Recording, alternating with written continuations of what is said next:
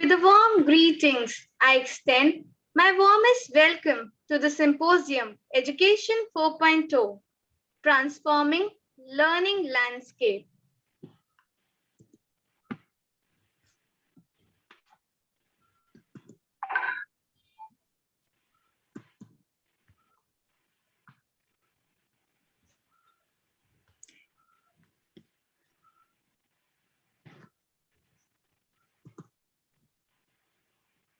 Simran, when audio is not there.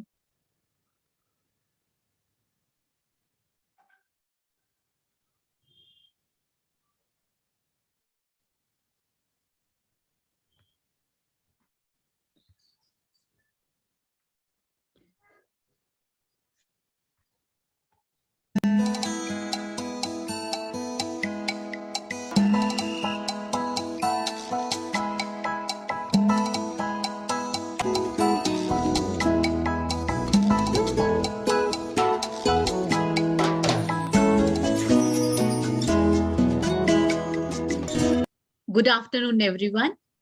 On behalf of Samja Educational Society, I welcome our guests and participants to this Symposium Education 4.0, Transforming Learning Landscape and Developing Competencies. Samurja means the sum of creative energies. The society is the brainchild of Madam Daljit Kaur, Additional Director SCRT, Shri Y.P. Purang, former Additional Director, Department of Education, Delhi, late Shri Suraj Prakashji, and many other veterans in school education. This symposium is the outcome of the synergy, direction, and guidance of our mentors, Dr. Ashok Pandey, Director, Elcon Group of Schools, and Dr. Rajesh Hazija, Director, Indraprastha Group of Schools. Here is a small video about Samurja, what Samurja does. Over to Simran ma'am, please. Samja Educational Society, established in the year 1991, the society was conceptualized with the objective of educating children and prepare. Ever since its inception, the society has continued to take tiny steps forward ways through various educational activities besides conducting social. Samja is constantly striving to bring together some of the more reduced change in the educational fabric of the nation by providing educated learners and elevating various organizations through training sessions, symposiums. The society has also conceptualized and published periodicals and magazines for students and teachers. Samja continues to explore new domains, trends and landscapes to enrich the educators and create challenges in their classroom to make teaching and learning more joyous and engaging. It also helps educators, international educators, to have sustainable societies and a happy nation. Jai Hind, Namaskar. The accelerated pace of change in 21st century compels India to embrace an education system that ensures lifelong learning, ability to skill, upskill, and reskill continuously, and promote out-of-box thinking, entrepreneurship, agility, and enduring adaptability, besides being happy and contented in all situations. Revisiting, reimagining, reinventing, and redesigning our education, and a forward-looking, flexible education system is the need of the time. The primary task is to prepare our learners ready to face the challenges of an uncertain future. The time has come to break the barrier those exist between the classroom learning and the real life situation. For this to happen, the focus of teaching should be on how to learn independently, reinvent ourselves, understand real problems of the society and the environment. Also, it has become mandatory to develop expertise to solve those problems. It is a well-settled fact that learning from books and the material available on virtual platform has no relevance unless our students experience hands-on experiment, discussion, field trips, case studies, internships, and other forms of experiential learnings. The educators need to deliberate, discuss, reflect, and resonate, either face to face or online, the challenges and their solutions as well. We need a transformed education system by transforming learning landscape. And this is the topic for the symposium, Education 4.0, Transforming Learning Landscape and Developing Competencies. Samja Educational Society is constantly striving to address these issues and invite the brilliant mind from across the globe in the field of education. Those who have the similar passion, those who are willing to share with us their wisdom and experience, those who believe that if we want to change the society, we must educate our children and continuously upskill our teachers to bring that change. Today, we have invited the veteran in school education, a lead in bringing many reforms, who is an inspiration to thousands of educators, whose name is identical to God, who is worshipped before starting any work. We have with us our chief guest and the keynote speaker, Dr. Ganesh Balasubramaniam, former director, CBSE. He is known as Bala Sir with respect and love. Today, we have many directors in CBSE, academic director, training, CTET, and other examinations. But Bala Sir did it all with his leadership. Sir, we welcome here. Thank you. I request the IT team to please introduce and welcome Bala Sir.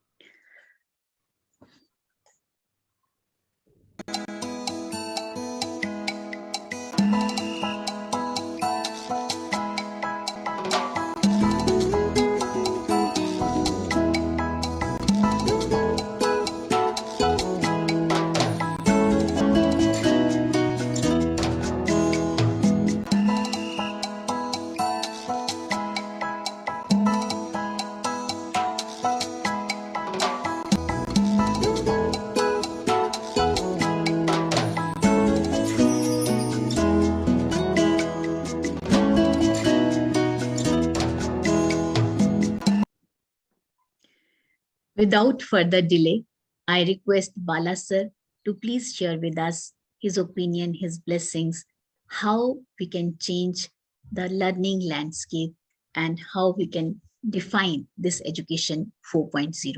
Over to Bala Sir, please. Thank you, Muktaji. It is indeed a pleasure to be with Samurja. As a matter of fact, when you mentioned the names of the founders of Samurja, my mind went back to decades of my close association with people like Dr. Purang, Surajji, and several others who have been the founders of this organization. And also the team of people who are supporting you now, my good friends, Dr. Ashok Pandey, Dr. Hasija, and of course, you as the seed of the whole core of the whole issue. I think it's a wonderful job that you are doing for the benefit of the learning community.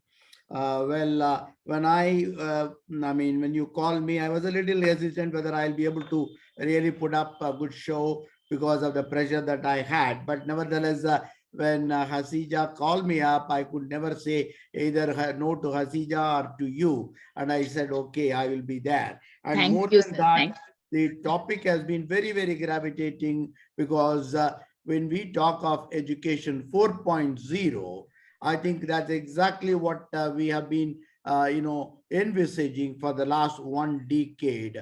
Probably a very interesting opportunity of moving from education 2.0 to 4.0 directly without going into 3.0 because we have no time to be in 3.0 at this point of time. Therefore, the topic has been indeed very gravitating.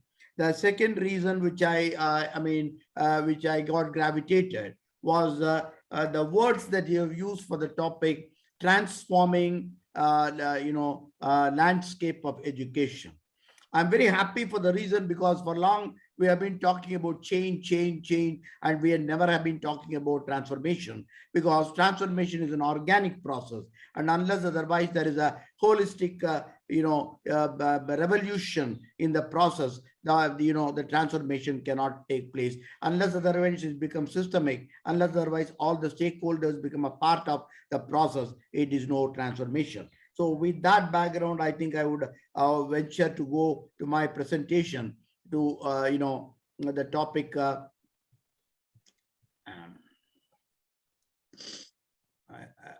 think, where did I, something.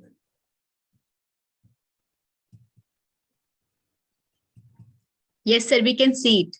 Are you able to see the slide? No. Yes, but not on the slideshow mode. Yeah. I'll just see. I have a problem. Yeah. I'll just, my computer. Yes. Let me.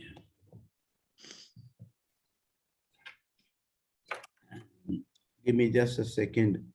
That it's not going into the slideshow mode. This is okay like this, sir. No, maybe it just takes a second. I don't think I should work on that, right? Just a second.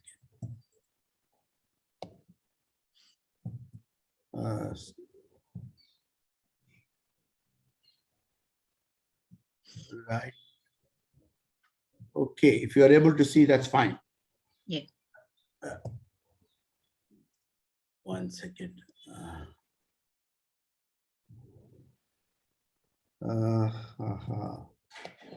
There's something getting bad on that. I am not able to see that, let's see. 1 second.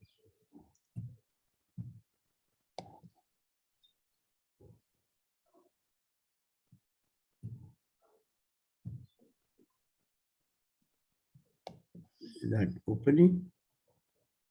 We can see the PPT, sir. No. I don't have problem with yours, but I have problem with my. It's true now. There was some technical problem. Yeah. Right. So, good afternoon, everybody. And then I would like to start with a comment on the word, the landscape. I had a conflict with this word sometime about 25 years back when I was writing a book on education. So the suggestion that was given to me was the landscape of education, right? Then when I started thinking deeply about that, I found that in the biosphere, the landscape is only, the land is only worth 30%, and the 70% of the whole thing is only aqua space. So we use the word landscape more in a very myopic manner, and I think the biosphere offers more opportunities for envisioning, and therefore I thought that the Mindscape will be the better opportunity. Therefore, I termed my book Mindscaping Education rather than Landscaping Education. Because even when you talk of the landscape of education today, that the landscape covers only the area which is perceivable, the area which is visible, the area which is cognizable, which is hardly the content part of that. Because that content part of that, the landscape what we are referring to, or the curriculum we are referring to, is only a platform for an exploration, is only a stage by which we are able to see the unrecognized so far, the unperceived so far. So education as a purpose has to facilitate to, to enlarge the mindscape and facilitate the learner to use their mindscape more effectively rather than what is being taught to them, what is perceived by others.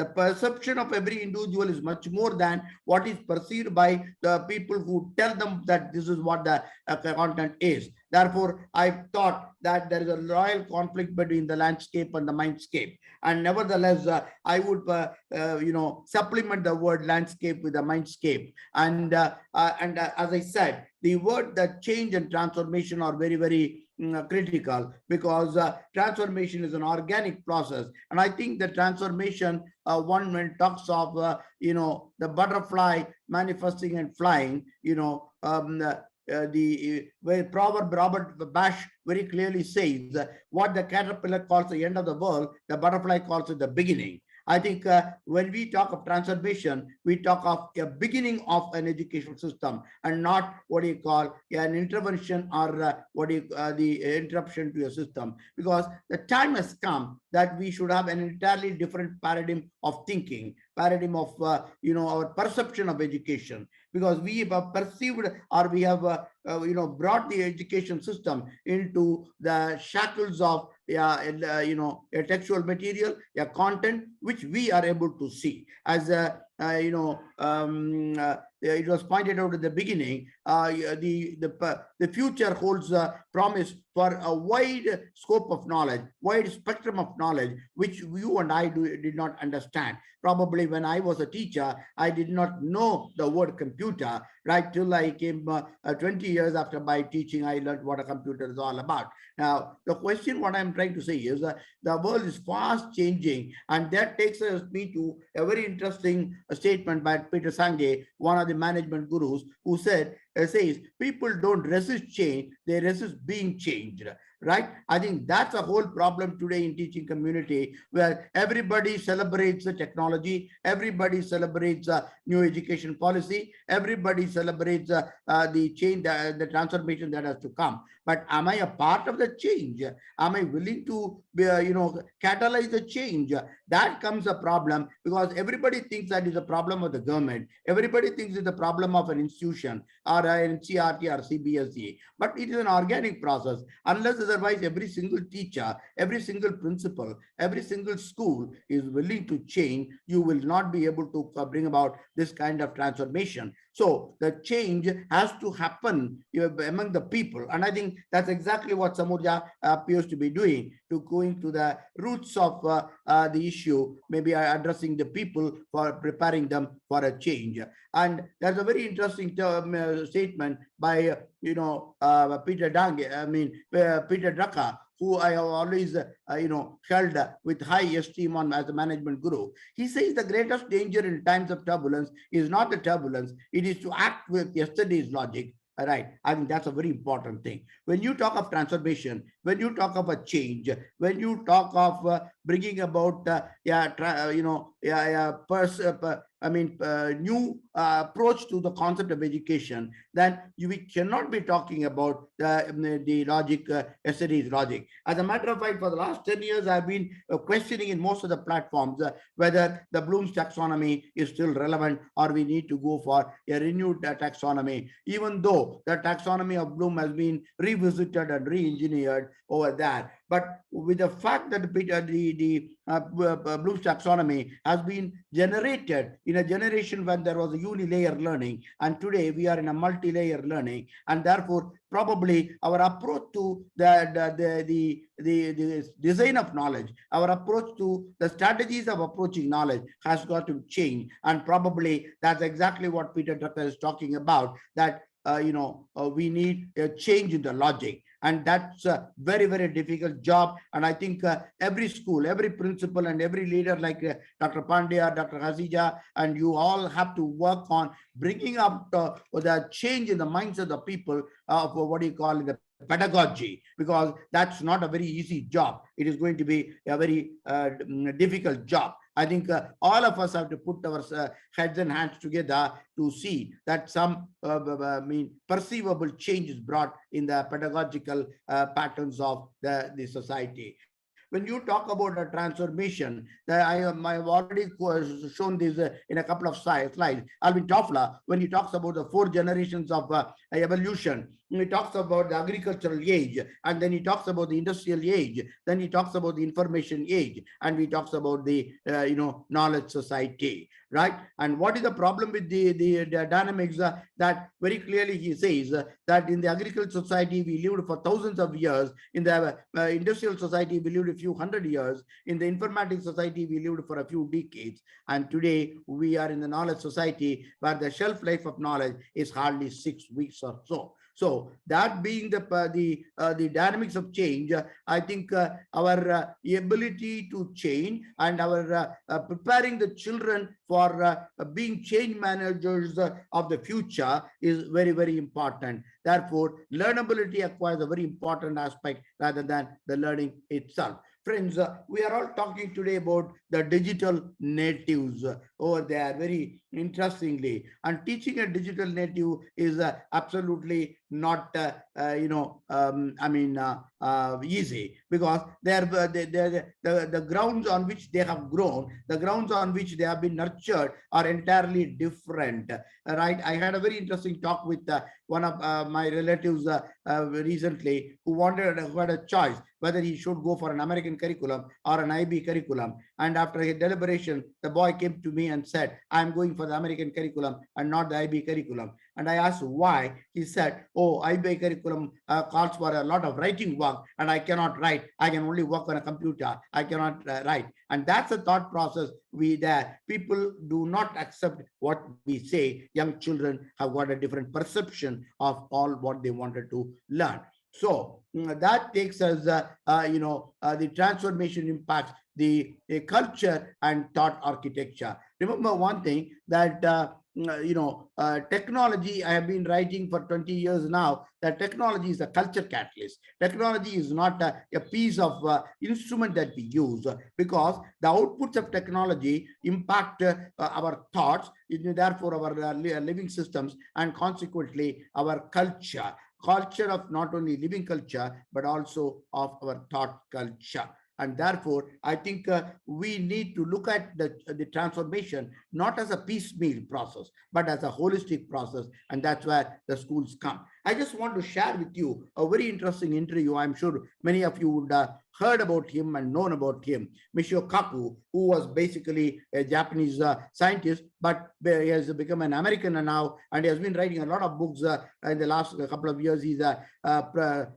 senior head of psychology in the University of New York. And one of his books called The Tao of Physics was one of his earliest books. And one of the recent his books which he has written is called The Future of Mind. And about a month back, I saw a very interesting interview for about 15 minutes by Michio Kaku. When the interviewer asked him a question that what do you think should be the future of learning, he gave a very interesting answer. He said, friends, in the next 10 years, you are going to have an optical internet. What do you mean by an optical internet? Is that you will have a piece of glass which you put across in your eyes, which will act as an internet. And therefore, you don't have to do anything. Just by moving your eyeballs, just by moving your eyebrows, you will get all your information downloaded, because that will be linked to your thought process. And then what will be the nature of examination? The student doesn't have to study anything. He will go to the examination hall, just move over, look at the question, and move his eyeballs and get the answers downloaded over there. That is going to be the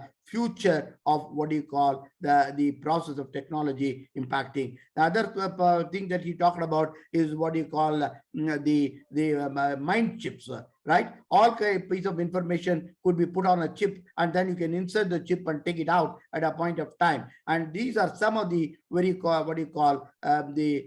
researches which are going on. Maybe that in the days to come, it will be true, because we have come to a palm computer at this point of time, right? With a small chip operating on hand, we can do wonders. With that, I know quantum computing is also being on the way. Now, I'm only surprised how we teachers as educators will survive, and that's why the two books I've been always talking about, The Future of Everything and The Future of Mind, which I believe every teacher should read who are engaged in the transformation of learning, because I have been impacted by these two books large.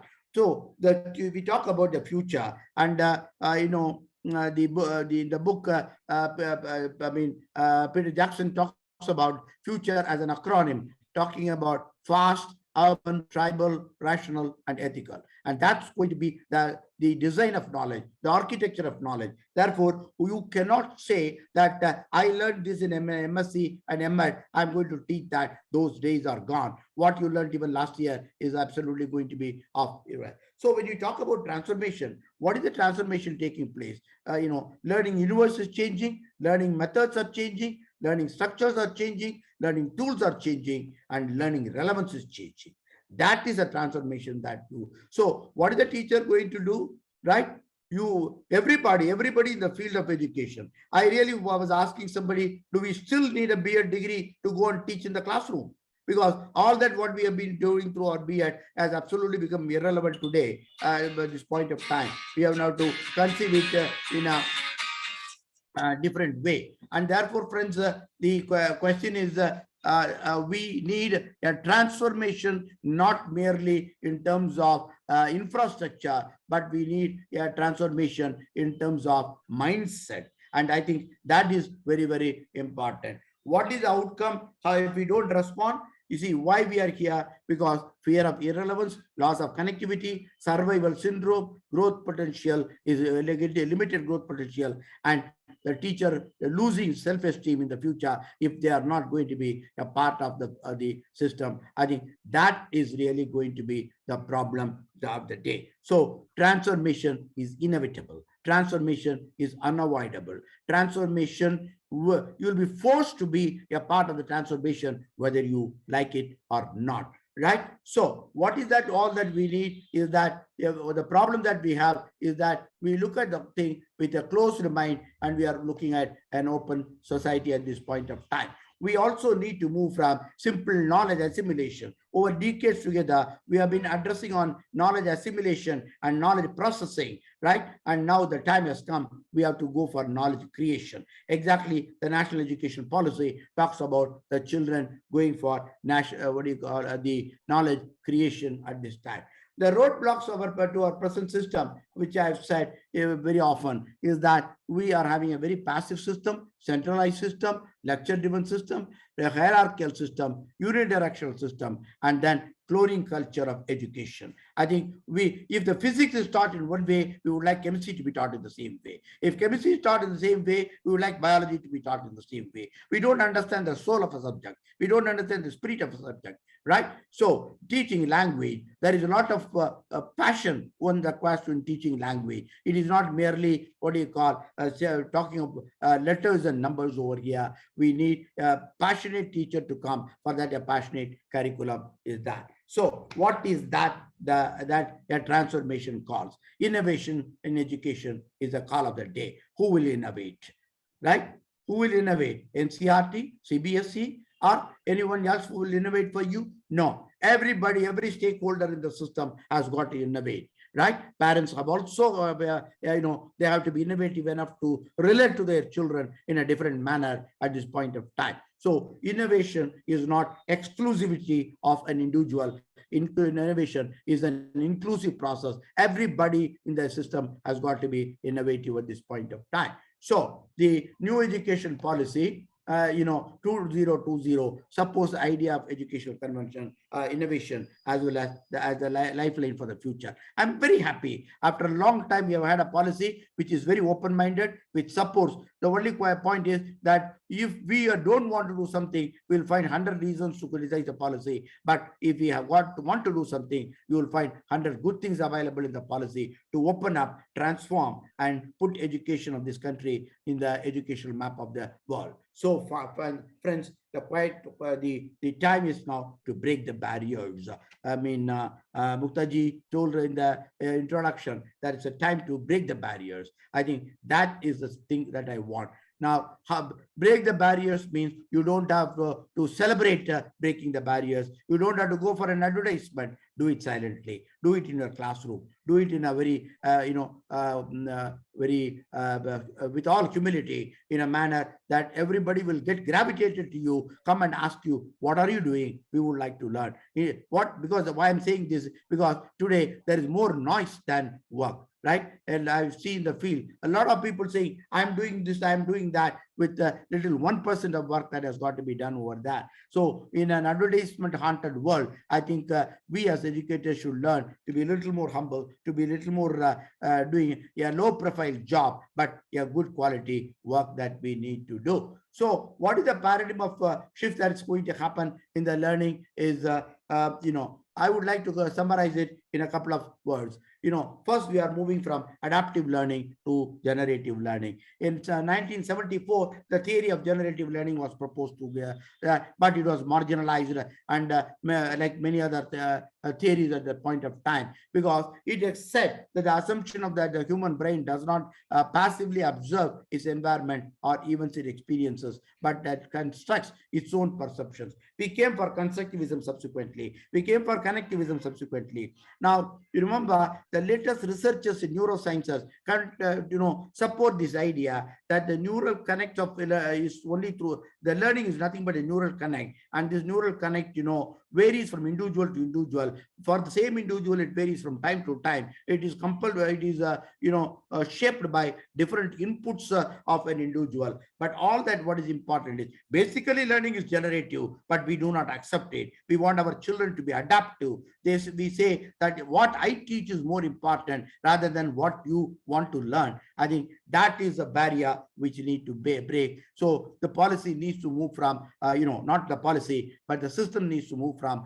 the adaptive learning to generative learning. The second thing, the systems need to learn from reactive learning to proactive learning. We always, when we go to the class, we say, what do you want to say for this? No, but we should let the children ask, and then we should the question over that. We even proactive children, we have very efficiently and effectively silenced them, right? Because we believe a proactive child in the class is a disobedient child, is a noisy child, is not a child who is harmonizing with you. I think that has to go. We need to learn proactive learning. Doesn't mean that you have to make a noise. There are a number of activities. As a matter of fact, experiential learning given by the CBSE and the NEP offers a wide variety of opportunities for proactive learning, right? Now, very interestingly, I recall a good book which we did in 2004, alternatives to homework,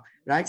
I remember that homework is not classwork repeated at home. And now when the national policy talks about lifting the curricular and co-curricular activities barrier, I think that's where we talked about, there is absolutely a lot of scope for learning at home. And I think we should explore that kind of the opportunities. The day is not too far. We're moving towards assessment-free learning over that. Just like we banned the rats being dissected, the day may not be far when a legal system will tell you that don't evaluate child. You have no business to evaluate a child, because our growth can never happen.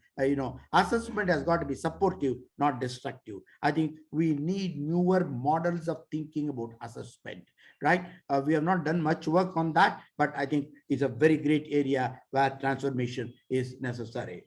Where the future holds promise for focus on power of knowledge than content of knowledge. The whole curriculum, the textual materials, the methods of teaching are all focusing on the content, the scope of the content, and the length of the content, rather than the spirit of the content, rather than the power of the content. I think, you read 20 chapters, but you don't understand even 2 chapters. I think that's the irony of the system that we have. So the focus of textbooks, I was very happy when the NEP said that, told the NCRT that don't have narrative textbooks, who have only books which are pointed wise with, bulleted, where the teachers will have opportunity to go and discuss in the classroom. I think that is the power of the content that you have. The schools need to focus on that, right? And then just give me, yeah. I'm having some. So focus, synthesis of knowledge. And I think the very interesting thing that the new education policy talks about, new knowledge rather than rote knowledge over that. So now very often when I talk to teachers in schools, they said, what's a synthesis of knowledge? What are you talking in the school, right? So we kaun se class mein shuru karna hai, 7th mein, 10th mein, 12th mein. I said right from LKG, right? I think that is the thing. Every child is capable of synthesis. Synthesis doesn't mean that you are going to get a Nobel Prize for what you are, bringing around. But synthesis is an approach of your mind to see something which is invisible, to see something which is unperceived, to see a different perspective which others have not seen. I think that is what really we talk about. Synthesizing. Where there was a very interesting discussion yesterday with somebody, 2 days back with somebody. He asked me a question: why should we have physics, chemistry, biology, mathematics as separate disciplines? I think that's a very interesting thing. We have partitioned knowledge. We have what do you call constrained knowledge, and therefore a mathematician doesn't want to think anything about physics or biology. So now we first partitioned all the knowledge into different disciplines. Now we talk about integration. We talk about what do you call multidisciplinary learning. In other words, we are only rewriting the history. So the time should come when schools and educators should think of knowledge as what do you call the holistic of this one, and the knowledge being perceived differently through physics, through chemistry, through biology. That's not what do you call partition knowledge, but we'll keep the knowledge holistically and then approach over there. But if the same concept comes from Finland, we will celebrate it. But if it comes from India, we will say, "Arey, ye to kya baat hai, kaise hoga?" I think that's a whole problem we are facing today over there. So friends, then the moving from what is called the explicit knowledge to tacit knowledge. I think that's a very important thing. Tacit knowledge is something which you have learned through generations, say thousands of years over there, through culture, through artisans and others. So much of knowledge. Can we construct a temple or a mosque or something? The church as they constructed thousands of years before. What I'm trying to say is there has been so much of knowledge which was not been paraded, which has not been put together in a textual or a content form. I think tacit knowledge is very important. I'm very happy when the board said that you let people, for artisans and others, let them come to the school and interact with children on the 15 bagless days. I think that's something which you should explore. Why 15? It should be a part of the whole system. Every day you should let people diffusion of knowledge is very, very important. What's happening today is more of effusion of knowledge and not the diffusion of knowledge. I think the process has got to be reversed over that. So, I mean, what are the future trends in learning, right? The future trends in learning, just a second. One, the concept of schooling will change. I am very sure in the next 15 to 20 years, the idea of schooling is going to change, and it's going to be more on the, instead of schools, the concept of schools will become concepts. When we talk about London School of Economics or the Harvard School of Business, over there, they stand for an ideal concept over that. So each and every school will be defined by, not by the number of rooms, but by the concept they stand for. I'm very confident that the idea of schools is changing. At least I would have met about 100 people in the last 1 year who are discussing with me about homeschooling, the possibility of that. Right? And these ideas are slowly coming through. We need the concept of schooling will change. Focus will shift from directed learning to learnability. Children are not going to wait what you teach. They are going to learn what they want. And therefore, the learning universe is going to change. You will have to facilitate the children on what they learn. MLL, we talked about minimum levels of learning, and then we are now moving towards what do you call maximum levels of learning. I think that's a paradigm shift that you are going to have. Learning will become more interdisciplinary and multidisciplinary, breaking the barriers. This is a barrier that you have got to break. And the greatest threat to interdisciplinary and multidisciplinary learning is going to be your teachers, because they cannot go beyond. They are going to oppose it. That you will have that problem. Schools will have to address knowledge creation, which I have already said. The focus should shift from social consumption of knowledge. With the very fact that you have got Facebook, Wikipedia, and other medias you have, people getting through, I think celebration of knowledge as a team will be much more rather than by an individual. And I think that's going to be a very important factor. Learning to learn the skill is more important. Schools will have to teach children how to learn rather than learning itself. So your whole pedagogy will become totally totally, different today. And you will have to prepare the teachers on learnability, creating learnability, and facilitating learning there. And in other words, transfer of knowledge, how to transfer knowledge, how to acquire knowledge, how to integrate knowledge. I think the process will become more important rather than the product together. Pedagogical shift will refer to all kinds of blended learning is only one model. You will find in the days to come several models are coming. You will have to redefine the taxonomies which are coming because of the multi-layer and pronged learning over that. Technology competency would be needed and not technology literacy. I think deep learning, what we talk about, IoT and so many other things which are coming through will call for a deep understanding of technology in place, not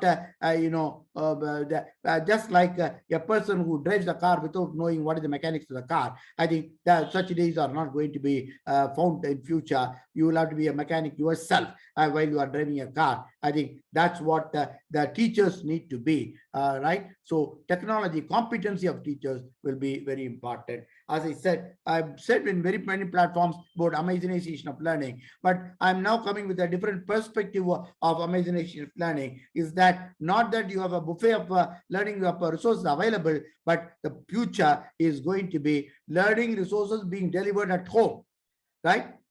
Very recently, I saw a decision by the government of Tamil Nadu that the teachers will go and teach the children at home. And that's a new perception that we are giving to taking the knowledge over there. So anytime, anywhere, learning is something which is happening there. So what are the 12 major paradigm shifts? I am going to take 5 more minutes, Muktaji, if you permit me. Right? One, NEP supports learnability. So be ready for that. It will foster customization of learning. 2, NEP encourages the idea of self-learning, and hence multiple sources of learning, multiple learning resources will emerge. Competition in knowledge production is fast coming, and everybody has become a knowledge producer now, right? So the iron curtains have been removed. Therefore, you will find new approaches to curriculum. This is the transformation that is going to take place from mere contextualized curriculum. We will move towards the open curriculum, right? And then we are going to have focusing on the learning skills over there. The experiential learning is going to take more predominant place than the one. Bagless classrooms. I'm thinking of bagless schools and bagless classrooms of the future. No wonder, right? Probably you'll have to be ready for that at least 50% of the days without bags in the school. And then you are going to have the process of pedagogy will be more important than the product of pedagogy. Today, we are celebrating the product of pedagogy and not the process of pedagogy. I think that's going to be there, and you'll find that testing of what is taught will vanish, right, in the days to come. And then you will find art appreciation and social consciousness will be there, and social context knowledge to be celebrated. Research-based learning, the national policy talks about research-based learning. I think that will pick up. I'm sure it's picking up. And most Western schools I have found research-based learning happens from class 2, 3 onwards over there. So this is going to facilitate and foster enterprise in education, right? You will find children of 7th class and 8th class become educational entrepreneurs in the days to come. Hybrid models of learning will come, and then you will find the classroom teaching, customized, the regular modes of teaching will become irrelevant, and then you will find assessments will be customized and will support growth rather than judgment. Competitive testing models by multiple agencies will come. Now, people will ask, why should a board only test me? Can't I go to any private agency to get myself tested? And that's going to be the future about 10 years from now. That's going to be that. Teachers will be co-learners. I've already said that, right? And then focus will be on the construction of knowledge, which I said, on production of knowledge. And you'll find skills, skills and proficiencies and competencies will take newer meanings at that. So you will find that. And so who will be the teachers of tomorrow, right? One, I leave you with this question. One, those who want to ensure their knowledge for their life and certificates. I got an M.Ed, I got a B.Ed, I got an M.A. Therefore, what do you call? I can go. You have ensured your knowledge, and therefore you can have a career. Will they survive? Those who want to invest in knowledge for rediscovering themselves, they form the another category. Those who see every dawn as an opportunity for innovating, will they come? These are the three categories of so what will be the role of the teachers in the future is anybody's guess. I can give you a number of answers, but not right now, because the time is limited. So I leave you with this thought that transformation has started, right? Whether you want it or not, more than the change, right? Second, that time to move from landscape to mindscape, right? Three, if you don't move, right, you will be pushed as a member of the crowd, right? You may not know where you are walking. So ready, what is your destination? If your destination is not known to you, probably you'll be walking in a group, knowing not where are you going. Thanks for a very patient listening. Thank you, sir. I think you have encapsulated everything. I mean, the essence of your keynote address has, totally given what we are going to discuss in these 2 days. Thank you very much, sir. Especially when you referred that when should we start synthesizing knowledge? What is the right class? And I was just recollecting a couple of days, a little girl of 6 years old was sharing a story, 5 little monkeys jumping on the rack. So I said, oh, it's jumping on the bed. So she said, no, it's my poem. So they are jumping on the rack. This is perfectly fine. I said, yeah, if it's your poem. So this is how, like, the synthesis, we are painting the process, the thought process of the children, what we know. So you have very rightly said, sir. And so many other things you have shared with us. The transformation is an organic process. And I like the most, the landscape should change to that mindscape, right? And the shelf life of knowledge is 6 weeks. We have Pansar with us. We'll listen more about it. So there is a question. As presently, the schools, they have started with the hybrid classes. And there are so many challenges which the schools are facing while doing the hybrid classes.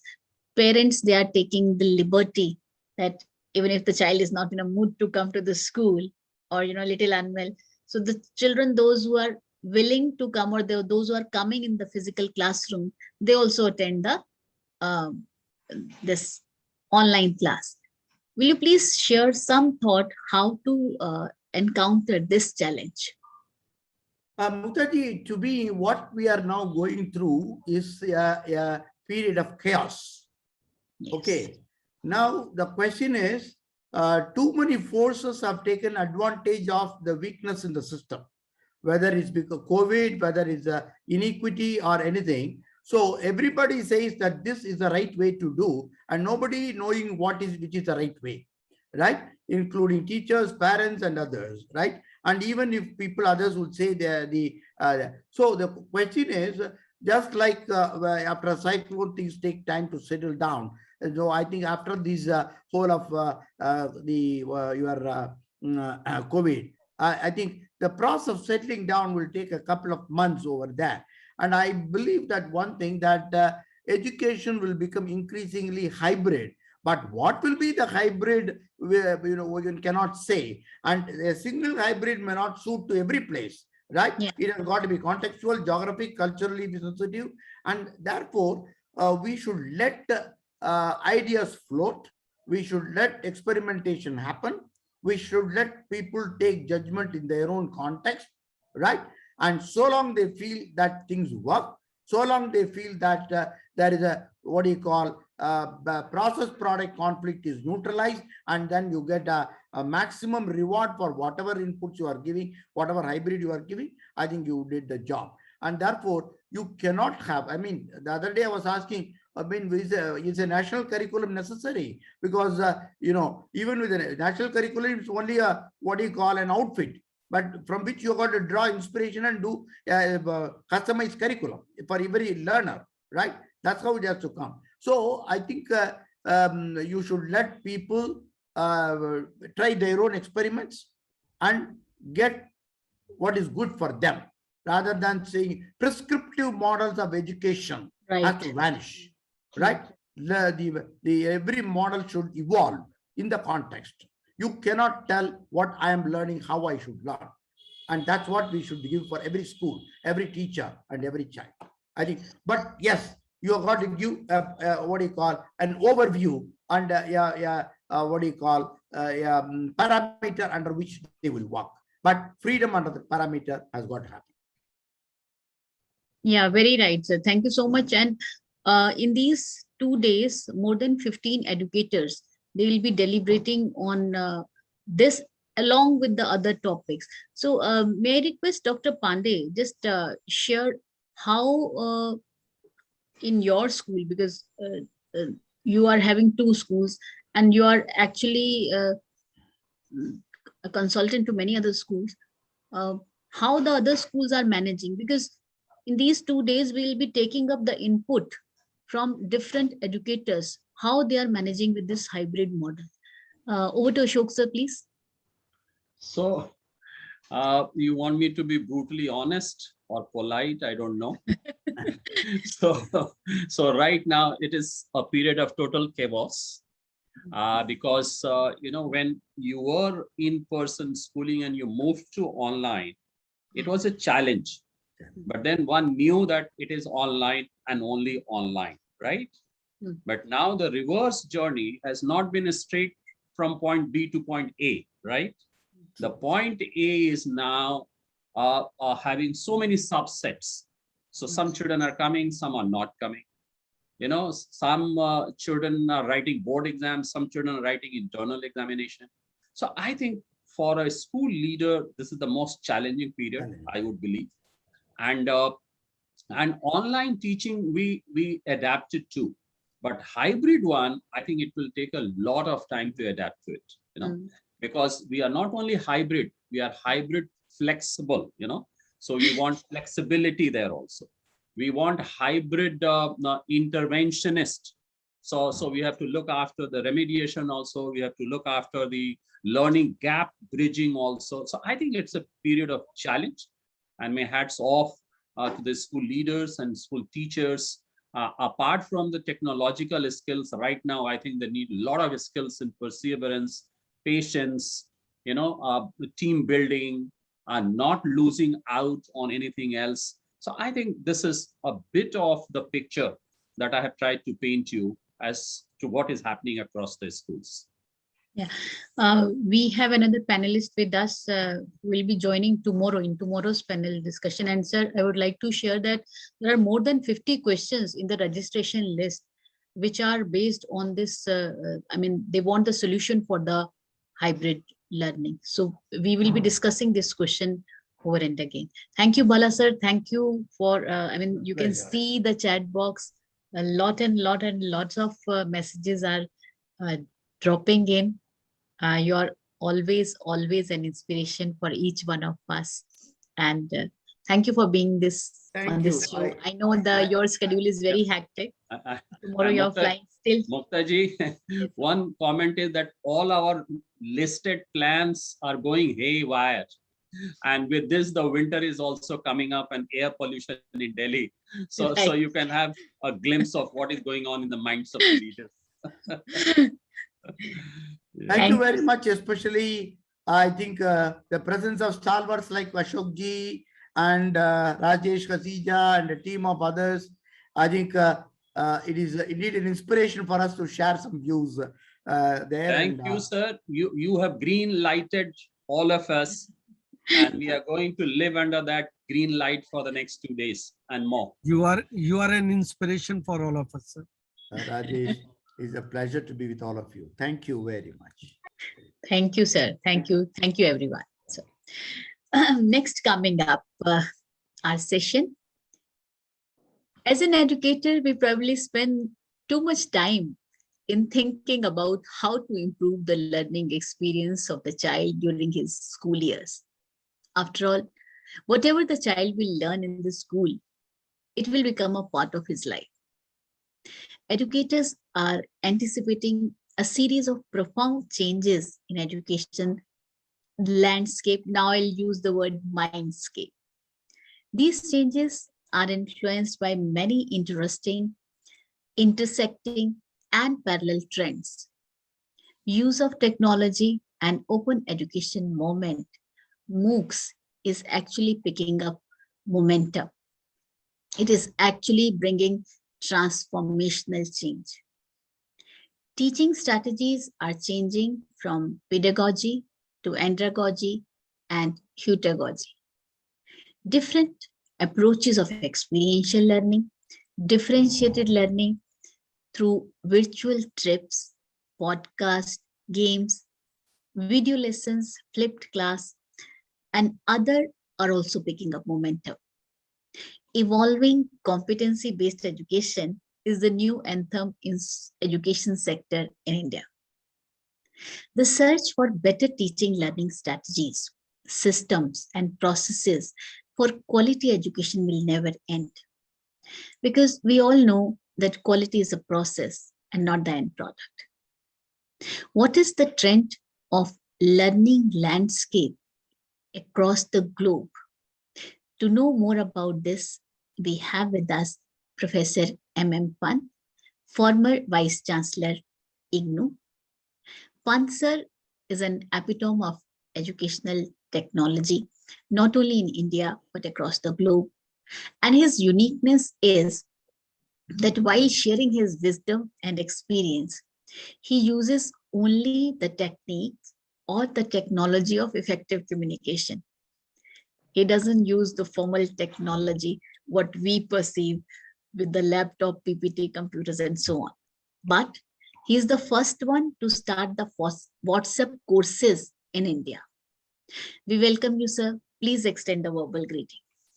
Pant sir. Thank you. Dr. Ashok Pandit talked about green light. I want to say it was a delight to hear Balaji in his usual form, and in a very comprehensive way, he gave the keynote. I mean, many of my things, as you just now said, I will not use pre-prepared PowerPoint slides, etc., but will be more in a conversation mode, have really come out of that. Yeah. And if I were to look at what Balaji, yes. I wanted to interrupt Professor Pant. Yeah, sure. For two things. Number one, green light to delight. And number two, Professor Pant's favorite quote is, power corrupts politicians and power corrupts educationists. Yeah. Yes, that's your favorite. So since he intervened that, I didn't say that because, but Balaji used that thing called knowledge is power. And one student said, but power corrupts, so I don't want to have knowledge. so anyway, I will be in a conversation. I request Simran ma'am to please welcome and introduce Pant sir with a musical note.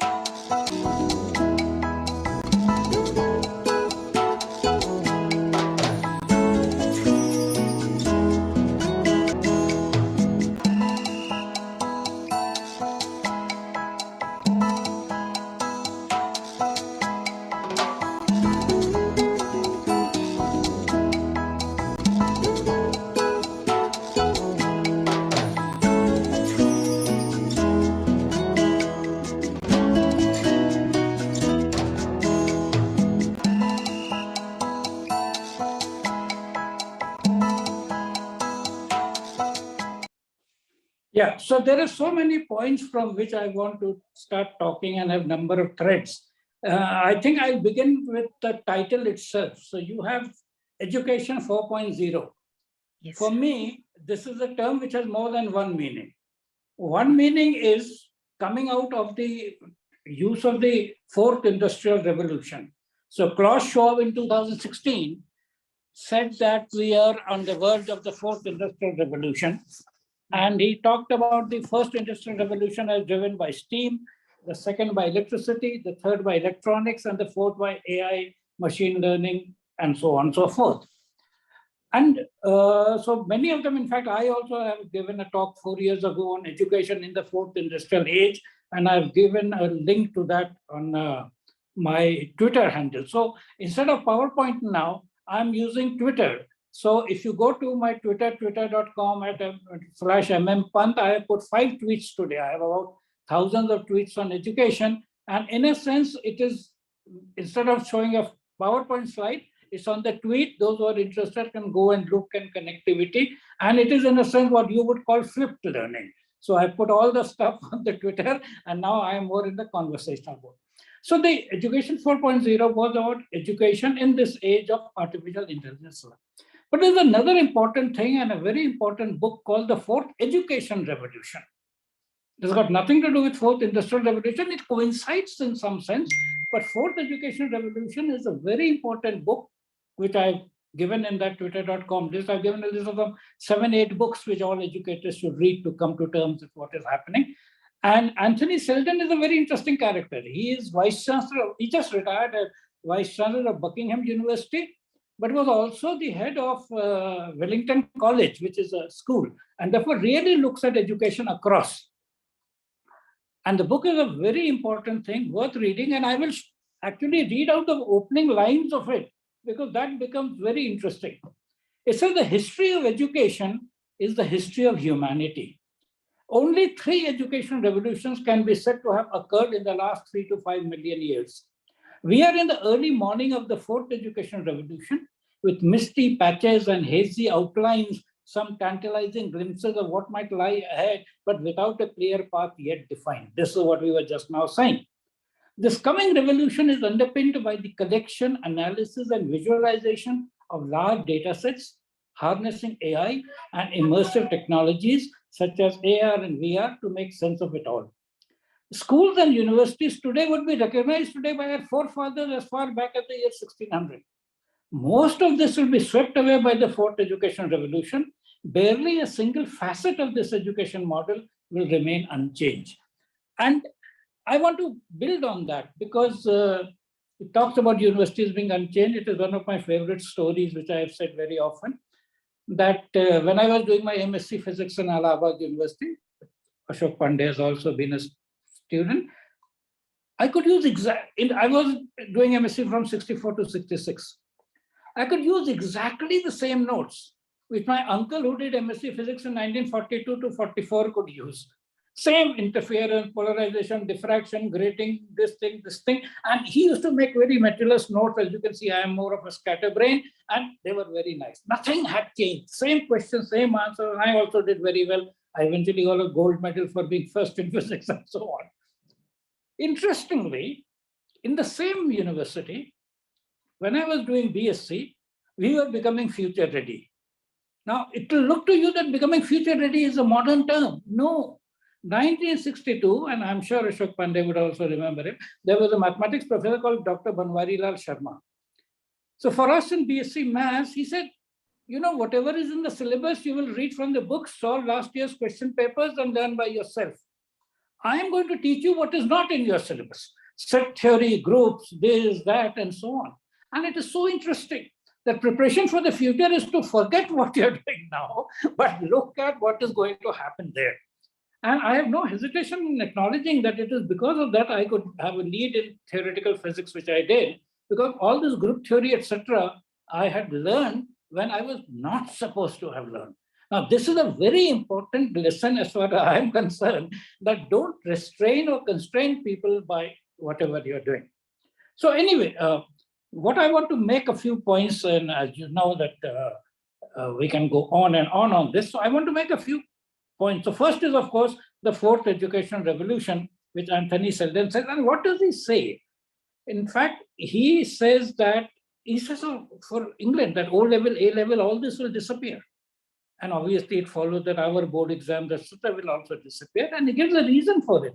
He says these end-term examinations are snapshots of a learner's behavior under certain conditions for which he prepared very hard.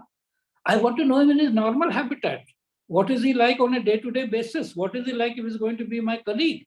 And if I know him in his best thing, it's of no use. But AI will allow you, because of being able to process large amount of data sets, to do that.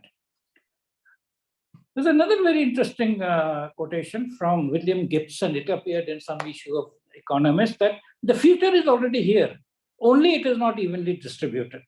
And I'm saying this with some first-hand. For example, IIT Kanpur in 1960s was way ahead of the rest of the engineering college. There were Gandhi Engineering College, Banaras Engineering College, Roorkee was there and so on. But the IITs were way ahead and different. So even here, you will see that glimpses of the future are going to be there. And when we talk about various stories and anecdotes and experiences of people, it is there. Now, the thing is, so what is future-ready learning? And Balaji talked about paradigm shift. So actually, you know, this concept, the phrase paradigm shift became into currency with a book by Thomas Kuhn on the structure of scientific revolutions. Actually, it will be a specific kind of structure of knowledge revolutions. And what Thomas Kuhn says is that knowledge is not a continuously growing field or path in a certain direction. There are certain points at which people consolidate, and they use that paradigm for a long time. Then something comes along and that paradigm gets shifted. And this is exactly what we are talking of. So the well-known paradigm shifts, which Kuhn talks about and others who talk about paradigm shifts, the first one is from the geocentric system to the heliocentric system. Now, from the times of Ptolemy there and our own ancient this thing, we assume that the Earth is at the center and the planets move according to it. Now, I'm not talking of the physics and astronomers, but astrologers have a great time because of this. Because of this, planets seem to be going opposite directions. Even now, if you follow astrology and see some January, they will say, 20 नवंबर को वो फिर से वक्री से मार्गी होने जा रहा है और शनि वहां पे होएगा और इससे कितनी कितनी राशियों को क्या क्या असर हो जाएगा. Now, this was a great thing because you had epicycles, you had retrograde, you had margi and varki, and all this used to happen. It was great fun. But when Kepler, basically, although in accuracy it is said that Aryabhat also knew of it and he knew of the elliptic orbits, he had calculated the elliptic orbits, but in our Western world, it is Kepler who has been attributed with this. When they said that let's take Sun at the center and let the planets move around, there were nice elliptical orbits with well-defined equations of motion, and you could do all kinds of predictions. Now, this is when the other main shift they talk about is the tectonic shift of plates, because otherwise we thought Earth is terra firma. To say that Earth is actually floating on something and there are plates which are floating and they collide and they move and Himalayas came as fold mountains out of such collision was absurd. And the third, of course, was Darwin. And you know, Darwin's theory was actually not allowed to be taught in USA. Till recently, there are leading cases where a teacher was fined because he was trying to teach Darwin's theory and so on and so forth. So, and this is 1900s. I mean, so the point is that in education, we are now seeing a paradigm shift. The earlier model of education was, and I have no hesitation in saying, I talked about my university, so the school. In school, the teachers thought that their biggest role was to discipline the students. And one of the teachers used to say this, I have tamed lions in this class. You are the tamest of the lot. What do you think? So he thought his job was to tame lions. And I thought here is a brain curious to learn something, and the role of the teacher is to talk to that brain and help the brain develop. And as we talked about what the future role of teachers will be, future role of teachers will be cognitive development facilitators, not just information giver. And why cognitive development facilitator is very interesting. It starts from very early thing, what we call preschool. The brain is so cognitive. And the big market opportunity is to prevent cognitive decline in elderly. That's something that we have already missed out completely. People above 50 plus suffer from cognitive decline, and educators can help maintain their cognitive effectiveness and functionality because, as Balaji pointed out, neuroscience says that neurogenesis and neuroplasticity happens till the last breath. And again, I'll share a story on this. So when I was about the age of 50 or so, I was with Indira Gandhi University Director Computer, and I was in some conference where there were a lot of professors from AIMS. And I thought this is a great opportunity to ask them a question. So I said, tell me this. Why is it that grown-up people find it so difficult to learn new things, whereas children learn it so fast? And I was expecting he will give me some biological answer, which will make me feel comfortable by saying that, like for diabetes, they say as you grow, the quantity of insulin and the quality of insulin both decline. And therefore, even though you may be normal around 40, 50, you will have diabetic onset and maybe type 2 diabetes and so on. And I thought he'll similarly say that, but they said exactly the opposite. They said your brain is in perfectly fit condition to do what it is supposed to do, provided you make use of it. And he said something very interesting. He said, sir, a small child, all his waking hours, the small child is learning. Whereas as we grow up, we reduce the time given to learning. It is not that our faculty for learning is reduced. It is the time that we give to learning. So we will learn, I know so many people, I've been an academic, so many people say, now that I'm into research, administration, etc., I don't get time to learn new things or do research, etc., and they fall off into ignorance. But it is the time that they give. But there are people, and my own professor, Professor S.K. Joshi, was said that when he's getting Padma Shri, Padma Vibhushan, I'm going to congratulate him, he's sitting in his table studying something. So the point is that if we become constant learners, that's going to be a very interesting part which happens. Another interesting thing that is one of my I would say insights and conclusions is that very often we are distinguishing between teacher, educator, learner, and so on. And I recall when I was in school, in class 8 physics or so, they would teach us what are called simple machines. The lever, the inclined plane, the pulley, and so on and so forth. And my elder brother was going to engineering college, and where he will be studying machines that make other machines. And now I realize that actually educators are learners who create other learners. And that is why you cannot be an educator if you're no longer a learner. You don't even know the art of learning or whatever. And in terms of paradigm shift, the shift is now moving towards learning as opposed to teaching. And whereas earlier everything was about teaching and teacher training, MEd, BEd, etc., now we are talking of learning and self-directed learning. This is very important. If you recall, I think it was 20, 30 years ago, Sugata Mitra had received a lot of attention because he had used just the basic computer and internet for children to learn a lot of things that they were not taught. Now with AI and machine learning, it is virtually completely different things. And I will address that issue and that you can become a much better learner. So what the future-ready learner is going to be about? And I say that future-ready learning, the latest paradigm, is going to be to use neuroscience and AI as drivers to create a quantum-ready workforce. Now, you imagine, if you have any idea of the medical profession, so the medical curriculum is put in 3 stages. One is called preclinical, paraclinical, clinical. Preclinical, they teach anatomy, physiology, biochemistry. Then paraclinical, they teach you microbiology and so on. Then they take you to... Can you ever imagine a doctor who doesn't know anatomy and physiology? But we have teachers who have no idea of how the brain works. Eventually, it is my brain talking to your brain. Everything else is coming along for the ride.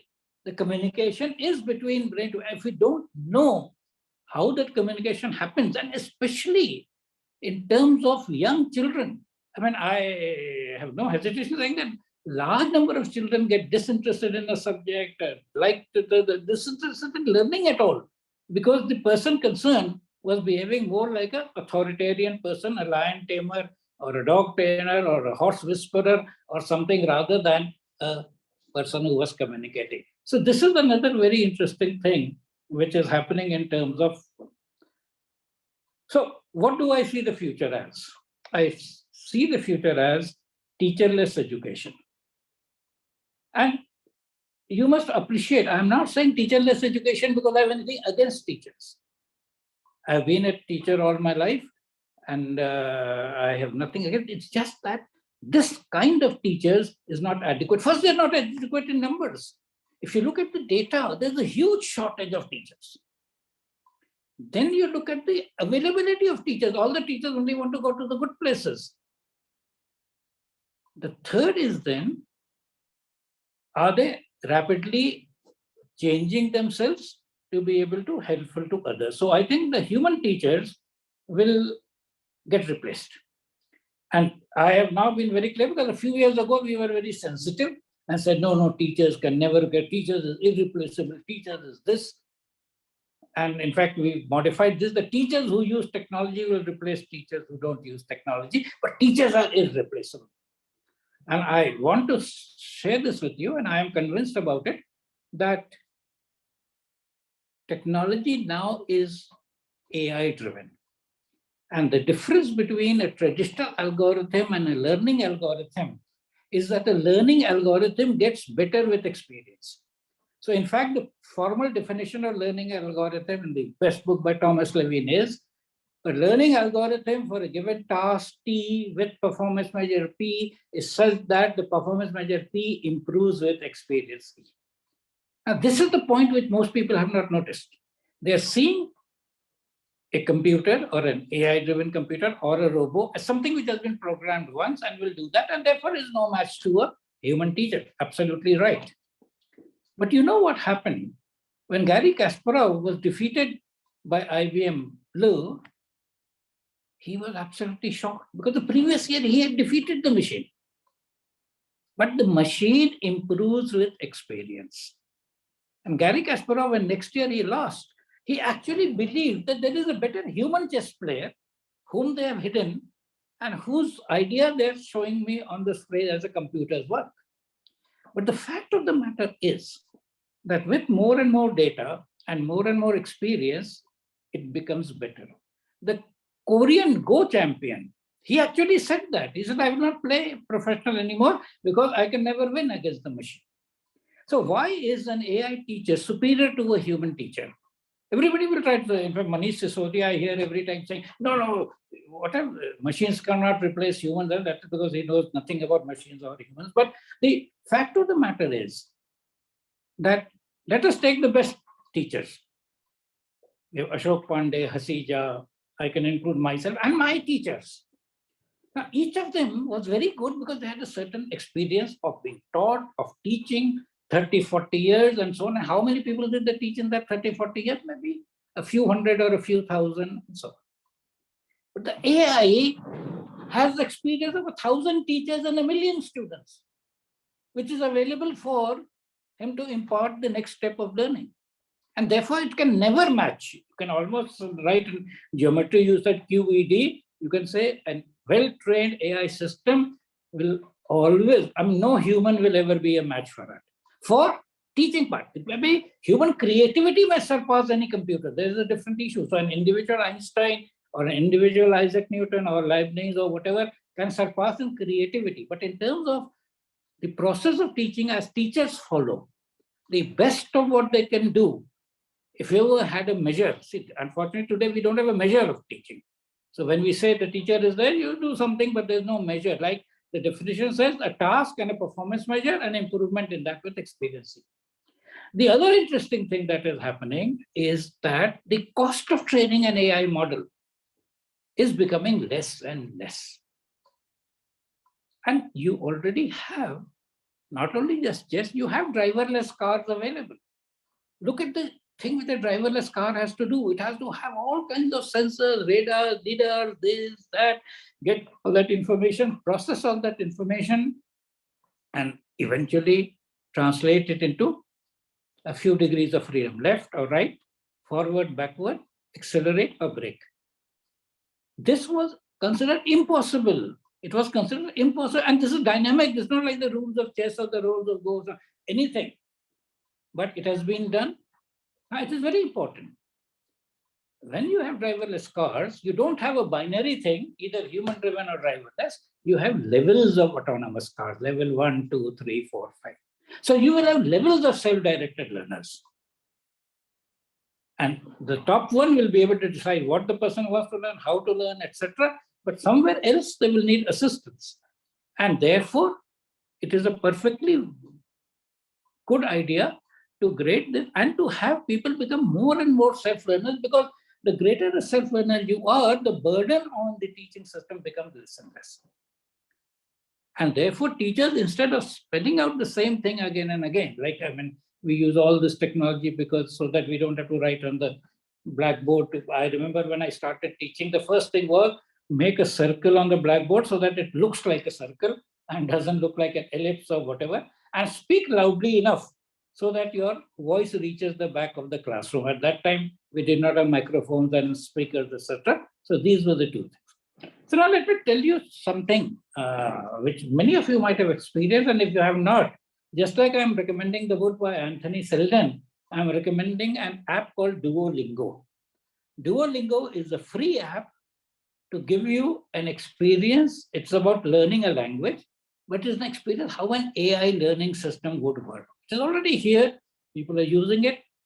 Many of them don't believe. I once got a call from somebody because Mukta said, I do courses on the WhatsApp, etc. And somebody said, will you be able to teach me English, etc. I said, I don't do that kind of a thing, but I can give you an app which will let you learn English, and all you have to do is, you mean, without a teacher, I will be able to learn? I said, yes, without a teacher, you will, and learn pronunciation, learn spelling, learn everything, and so on. So I encourage all educators to realize and play with that app Duolingo, and you will realize a similar app for maths, a similar app for physics, a similar app for chemistry. You can create a whole lot of things which will actually be superior in terms of whatever you traditionally do. And that is what I was just mentioning earlier. So therefore, teachers will evolve to cognitive development facilitators. So it won't be, we have talked a lot about subject, etc., and we talked about learning to learn. So they will become cognitive development facilitator. They will see with dimension, the thing which nobody says is that there are complex problems. Learning is a complex problem. Neuroscience is a complex problem. How the brain works is a complex problem. A complex problem cannot have simple answers, which you give in, this policy, that policy. But no, a complex system like the weather system, the financial system, the economic system, the social system is something where things are connected. Now, maths of complex systems is being understood. We're able to create better and better models. That's why we're able to predict the weather in more precise range, etc., etc. So learning is a complex problem. Teaching learning is therefore a complex problem, and we have to use all these methods that have to be used. And the AI, as we know today, is no good. AI, as we know today, is full of defects. But it is because of the huge computing power that is available, we are able to do this. In science, this is called the brute force method. That you have a lot of data, you analyze the data and you will get some answer. Insight is not about that data. Insight is about small amount of data and getting conclusions. And this is one of the biggest problems with AI today. It is working. In fact, there's an economist who has a very nice quotation. He said, if you torture data enough, it will confess. So we have this thing, but now people are working on small data thing. Because if you look at human thing, we don't have, see, when a child recognizes the face of a parent or a relative or this thing, etc., or recognizes the car. See, children are very good at recognizing cars.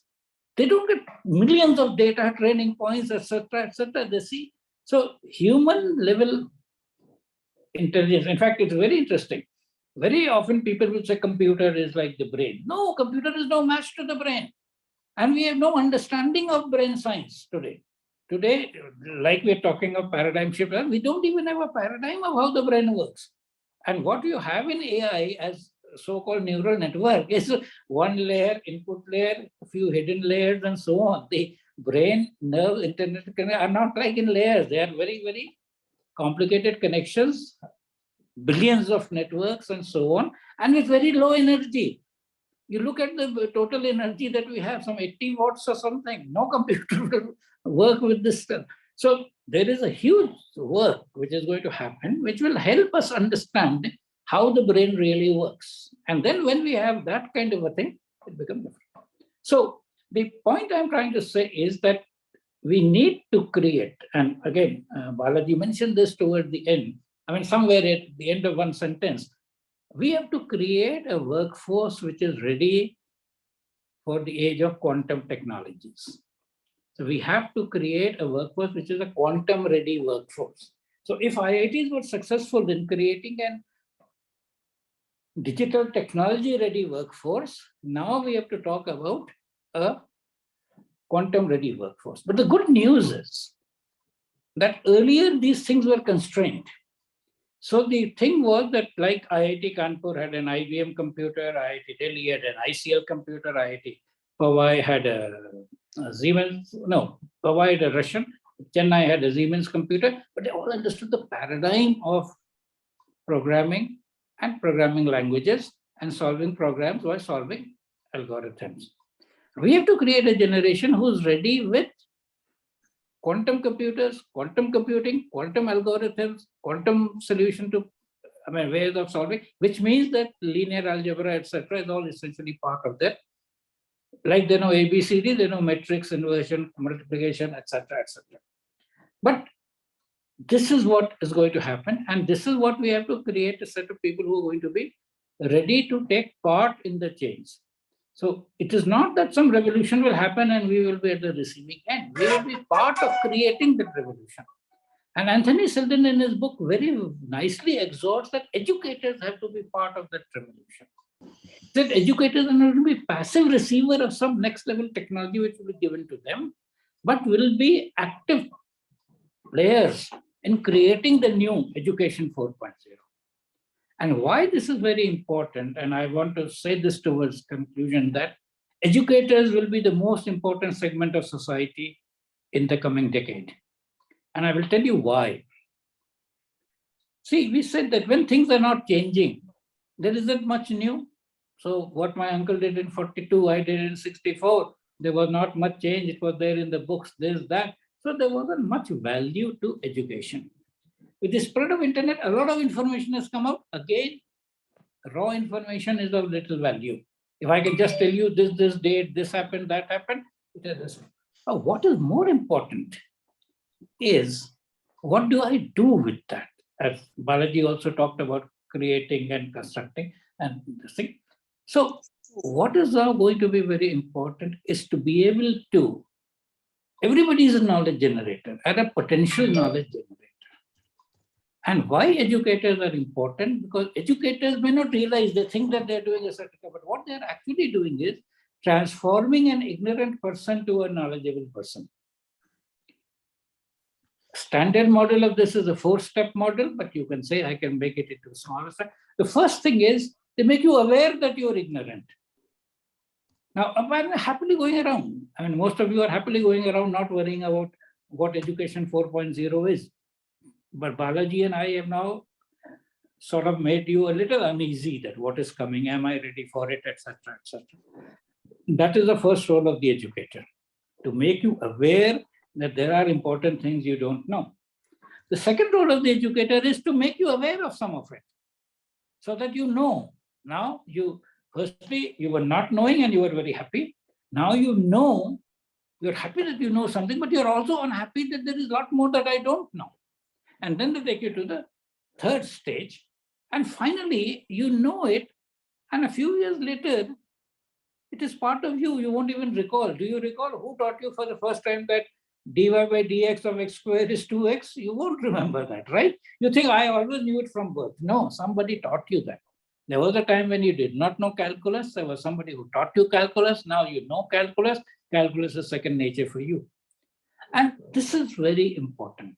Now, as more and more new fields come, and they come at a rapid pace, this becomes even more. If you look at the developments in recent times, it is enormous. I mean, even physics, chemistry people who know about the crystals, they're hearing time crystals. And time crystals have become an essential thing for quantum technologies. You've heard of hydrogen as a gas. They're talking of metallic hydrogen, completely different properties. And any number of things. Now, you've already seen that graphene, that is already there. There is a thing where in superconductivity, you have 2 electrons, they pair and they form a superconducting pair. Now we have 4 electrons forming the pair and creating some properties. So this is the way. Now, this is where self-education supported by this from the resources becomes very, very important, because if you go to those Twitter things that I've given, one is a very famous thing by Thomas Frey. Thomas Frey is the futurist from Da Vinci Institute. He has a very nice sentence. If we try to put a teacher in between, in fact, if we try to insert a teacher between everything that we want to learn, we will never be able to learn everything that we want to learn and fast enough. And this is what is important. There is no point in regretting later that I wish I had learned this at that time. When we were young, there was a very interesting song, and I say this is going to happen to most people. That song is written by Neeraj, says, "Karwan guzar gaya, gubar dekhte rahe. Neend bhi khuli na thi ki haay dhoop dhal gayi." So this is what is going to happen. And now the paradigm of education is therefore learning very fast, learning new things, learning by yourself. And actually, I won't elaborate it, but you will answer, from low bandwidth learning to high bandwidth learning. Low bandwidth learning was when my teacher wrote on the blackboard as 10 words per minute, I made a note at 12 words per minute, and so on. And now we are talking 5G on the horizon. I can go on and on. I am very excited about it. I am very positive about it. But the new thing for which all of you must get ready, firstly, you cover all this as your past thing, and you will see the books that I've talked about, Anthony Seldon, then I've talked about a book called Spark. It talks about the importance of exercise, because it's the brain which is doing this, and the brain needs to be fit, and the brain is fit when you're physically fit, because that oxygen and glucose, etc., going into the brain. So there's a very nice book called Spark, which says how exercise helps us. Then I have a book given a reference to a book called Range, which says narrow specialization is not good. Today they're thinking, teach coding at the age of 5 or class 5 or something. No. Range says learn a large number of things and then get special into whatever you want and whenever you want and so on. So I've talked about a book called AI 2041, which talks about 10 scenes with AI in the year 2040 and so on. I want to end up by referring to one of the books that I have said. The book's title is When Computers Were Human. Now, if you look at today, if you think of a computer, you think of a machine. And people like me who have seen them for old times know that there were huge boxes filling full rooms, then smaller boxes, then desktop, then laptop. And now, of course, like I do everything on my tablet and portable and so on. But this is true only a short while back. Till about 1950s, late 50s, computer was a designation. It was a human being. It was a job description. You were appointed a computer and you remained a computer and so on and so forth. Because there were no machines for it. The computer, see, what did a computer do? A computer calculated, computed. And why was that necessary? Because science had progressed and we were talking about satellites and these things, not only even ordinary warfare. If you have artillery guns and you're firing them, what does the range become? Now, you know, in school, this thing they say it is maximum at 45 degrees. That's all right. But if I want a range less than that, if I want a range longer than that, if I want to do this thing, what angle should I fire? So they're called artillery tables. So they are calculated by solving exactly the same equations that you do in school. But you need a human being to do them. It is very interesting. Even when you look at simple things, you say area of something is pi r square. So what is pi? 22/7 is an approximation. To really know the value of pi, you have to have an infinite series which you will calculate till the number of places that are needed for their context. And therefore, there were batteries and batteries of typically young women who were called computers. And this book, When Computers Were Human, is about such a thing written by the grandson of such a human computer. So he says, my grandmother was a human computer. And by 1957, we had machines coming in by 70s, 80s. Today, if you say computer, people will imagine a machine. They won't imagine a human, unless, of course, you are watching that movie. This is a Amitabh Bachchan, Shashi Kapoor, Sanjeev Kumar movie where the Shashi Kapoor is introducing Rakhi to Amitabh Bachchan and says that ये हमारी computer है, इनको सब कुछ पता रहता है. Today we use this as a metaphor. If somebody is very quick in calculations, etc., we call the person a computer. Sometimes Shakuntala Devi is called a human computer. But earlier, human computers were. In the same thing, I want to say, somebody someday, typically the son or grandson of a teacher, will write a book or an essay or whatever called When Teachers Were Human. Because you will not have humans doing this task anymore. Humans will have transformed to cognitive development facilitators. They would be more like medical doctors or even more the sectors. So this is what the thing is all about. And the most important part is that we are moving more and more towards the information society. And that is why people well versed with data, technology to process data will become very valuable. Long years ago, we want to say, what is the essence of everything? And in Aristotle's time, he said, earth, air, fire, water. In the Indian tradition, we added one more, Vayu or space, and called it Panch Tattva. Then that Richard Mendeleev, he went through everything and said, no, there are about 100 and odd elements. Everything in the world is made of these elements. Then came other people who said, there's something called atom. Dalton and in our Indian tradition also, they said everything is made of atoms and there are. And then somebody said, no, even atoms have a structure. So neutron, proton, electron, this decides what the atom is. And with this kind of a thing, you could almost explain the Mendeleev table and so on and so forth. And now, of course, in due course, we have so many more particles and this thing, and we say quarks and this, and Higgs boson was the largest in 2012 and so on. But the important point is that all fields of knowledge, we're saying that fields should be united. They are united by the concept of information. If you want to look at what holds physics, chemistry, biology, etc. together, it is eventually going to be information. So biology is all chemistry. Chemistry is all physics. Physics is all this thing and so on. So anyway, it's a very exciting time for this transformation, and educators have an active role. They don't have to be passive observers when all this will happen. What will we do? No, they will be making that change. And this is the thing. So I wish you all the best, and you will be the most important people in society. Thank you. Sir, for a very, very informative session. But I think this symposium of Samurja will be remembered for the mention that teachers will be replaced. Till now, that will become more important. But will become more important. Existing role will be replaced, but they will become more important. So that is, see, their original role is shaping minds. Yeah. So if you want to call them mind engineers as a new field, that is what they will be. Yes. Yeah.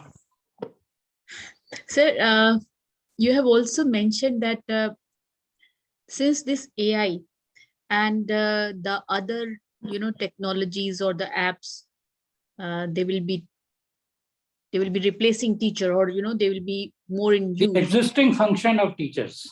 What about the co-scholastic subjects? I mean, the dance, music, art, and craft. At the moment, whatever we are observing on the net or the technology, it's basically the instructions, right? So, what do you feel? I mean, I feel it is very interesting. The society has got warped that we have given less importance to that. In fact, another of my own theme songs is the importance of art. I said, develop a scientific temper. Why not develop an artistic disposition? So the point is, society today doesn't value that. If you're a physics teacher, your tuition value is very high.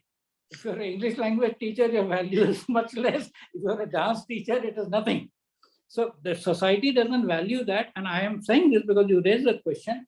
As technology moves forward, art will become more important. So let us say you can make a robo which can do 10 kinds of things.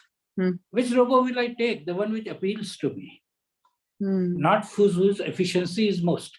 Even when you buy a car, you don't buy the more efficient car. You buy the car which you like, which you enjoy buying. And the car people are no longer talking about engines horsepower. They're talking about all other features. So eventually, we will want that. And it will become important. For a time being, it didn't, because these things were getting higher value. But today, even today, I mean, I have no hesitation. We may not say it officially, we might say it, but when we select somebody who appeals to us more than the theoretical pure knowledge that the person has. So art will be very important. In fact, I have been talking to some people who are art practitioners. I said, why don't you tell people the importance of art?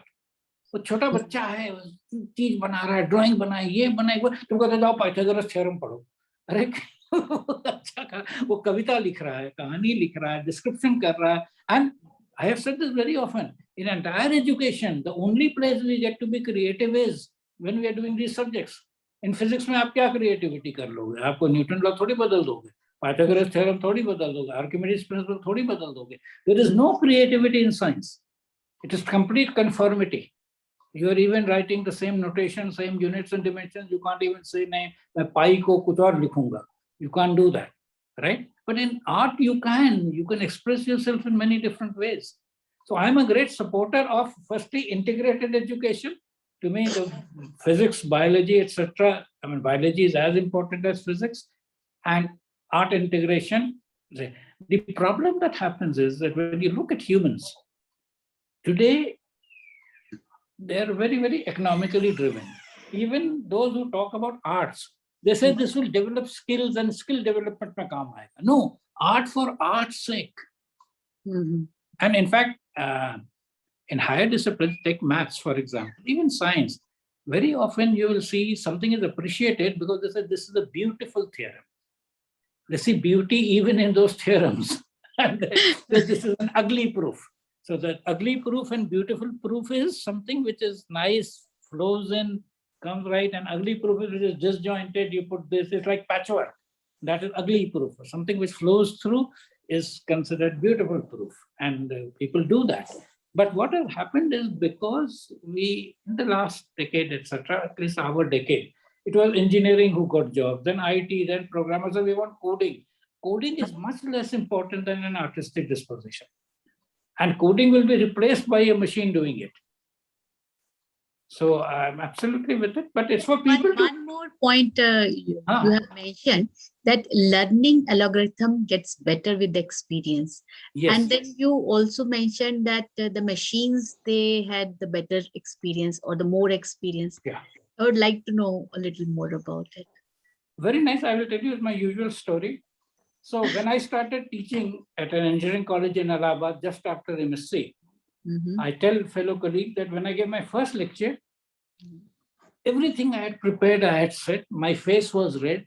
I was not looking eye to eye to any student, and so on. And one day at IIT Kanpur, I came and told one of my colleagues that आज मैं experienced teacher हो गया हूँ. क्या मतलब? मैंने कहा पहले दिन वो हालत था, आज मैं गया बिना कोई तैयारी के गया, बिना किसी उसके गया, और 1 घंटे तक बातचीत करता रहा और लोगों से बातचीत करता रहा, और उसके बाद भी मेरे पास टाइम था बात करने का. So this is how a human becomes better. That's why you say an experienced teacher is a better than other. And in fact, in all good institutions, experienced teacher को first year class देते हैं. University में भी, because they say that is the introduction to the subject. Yeah. A good person who doesn't have enough experience, up-to-date knowledge, they will give them master's classes, because their imparting knowledge is important, that communication is. But if you're taking a first year, you must be able to excite them people. कि अगर वो physics पढ़ा रहे हैं तो physics से अच्छी तो कोई चीज है ही नहीं दुनिया में. Same thing with the chemistry teacher. Right. The chemistry teacher will say as if all the world is chemistry and बिना chemistry के कुछ नहीं है. So this is exactly it. So now machines also become better with experience. It basically means that the mathematical function that they are fitting has more data and therefore less deviation from error. जैसे आप standard points लेते हैं, straight line बना रहे हैं, जितने ज़्यादा points से बनाएंगे उतना deviation कम होगा. So error rate कम होगा, तो जिसमें होता है कि this is what is meant by saying that machine become better with experience. Thank you, sir. Thank you for this enriching session. I think still I have a lot of questions, and same as with the participants also. The time is not permitting us. So we'll really thank If you. you have one or two very important urgent things which you feel that let's ask it, I am happy to answer. Otherwise, you can go on with your schedule. We will post those questions, and in this WhatsApp group, we'll have those questions which will forward it to you. Yeah. Okay. We'll, Thank you. So all the thank you, best. sir. Thank you so much. Thank you, sir. Thank you. Thank you. Thank you, sir. Thank you. The next in the symposium. The landmark of the year 2020 is our new education policy. Our Honorable Prime Minister has ensured that NEP is implemented effectively and its objectives are achieved to the fullest, like the perfect scores. N number of trainings for teachers, promotion of Indian educational toys, and Indian tales like Tenali Rama and Vikram Betal to develop the critical thinking, and collaboration with industry and informal or non-formal educational bodies.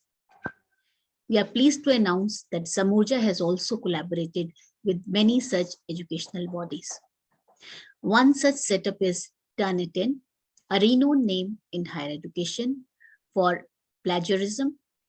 However, as social responsibility, Turnitin is also working to support school and evolving better system for teaching and learning processes.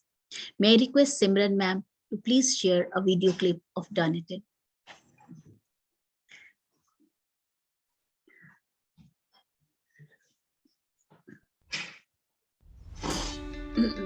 Education is built on trust. But in today's landscape, schools and universities are faced with more sophisticated types of misconduct than ever before. That's why we created Turnitin Originality, the new standard in academic integrity. This covers the tools to identify unoriginal work and reveal insights. Originality teaches students the value of integrity, helping them to avoid plagiarism and develop their original draft coach to reveal similarities in their work. Multiple submissions allow them to catch any inadvertent copying and citation references. Thanks to intelligent insights, Originality empowers instructors to help their students. Filters and flags make finding critical issues much easier. Then there's the document details, which surfaces metadata so instructors can easily view the origin of students' work. When it comes to protecting their institutional risks of misconduct, in an intuitive dashboard, work that shows signs of misconduct are flagged. The document can then be clicked for more information and processed into a full detailed report. So whether you're a student who needs help, an administrator working to preserve trust in your institution, Originality keeps integrity at the core of everything you do. Turnitin Originality, the new standard in academic integrity. For all your assessments. Your final exam on quantum entanglement?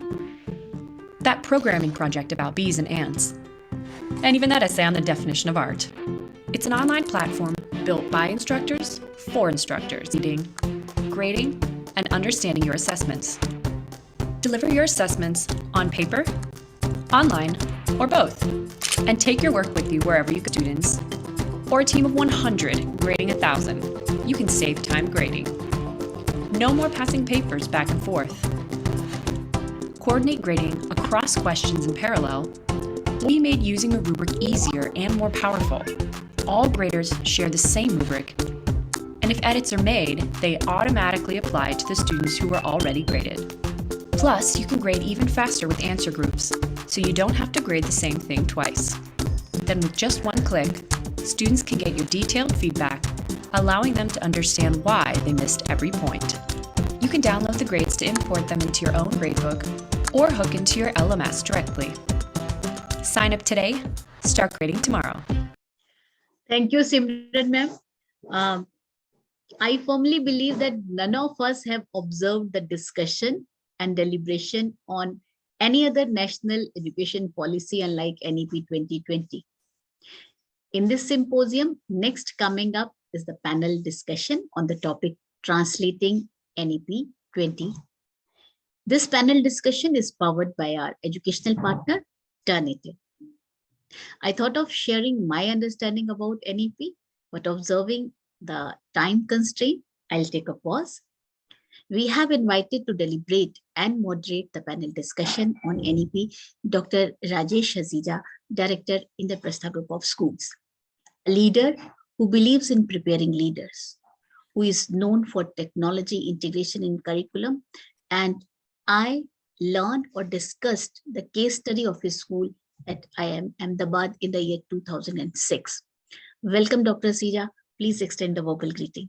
Thank you. Good evening, ma'am, and feel fortunate to be part of this most empowered panel, probably, and symposium of 21. Thank you, sir. May I request Simran ma'am to kindly introduce sir with a musical note? Oh, I don't need that one.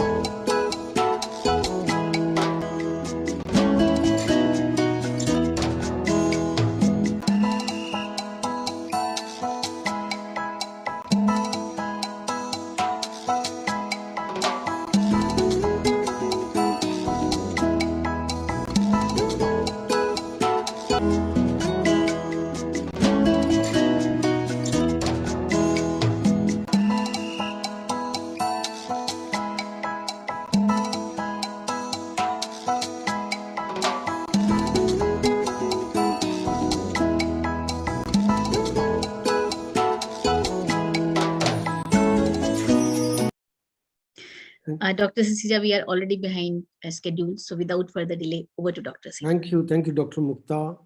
We had two most powerful sessions. One talks about mindscaping. Another talks about transformation.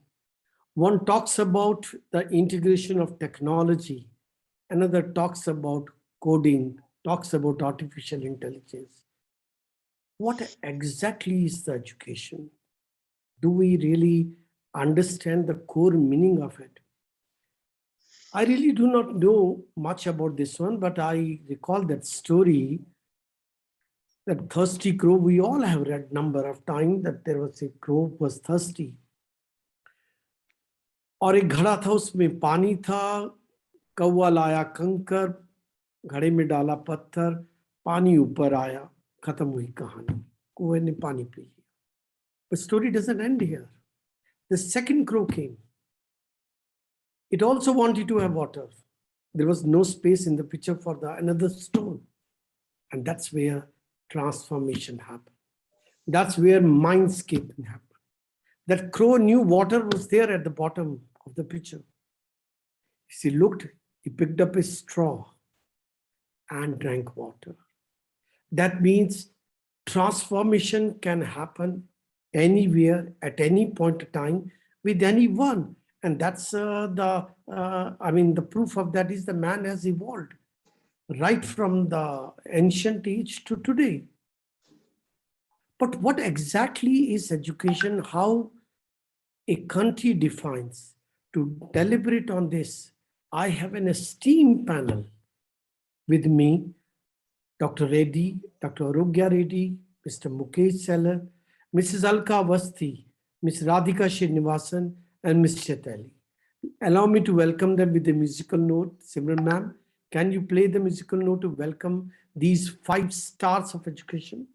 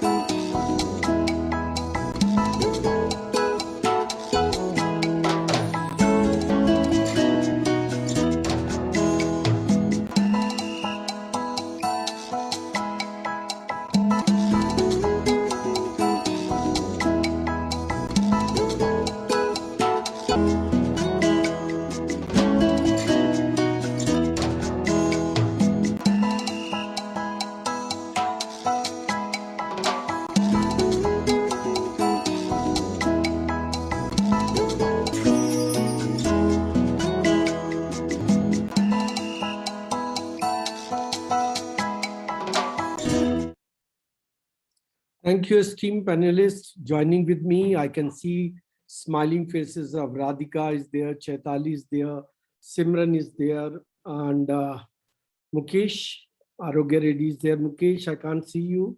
Are you there? Well, he'll join if he's not there right now.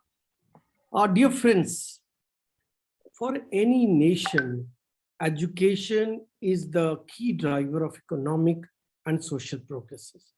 And thus it very well defined and the futuristic education policy adopts. Taking into account their traditions, their cultures, Indian government also announced NEP 2020 last year.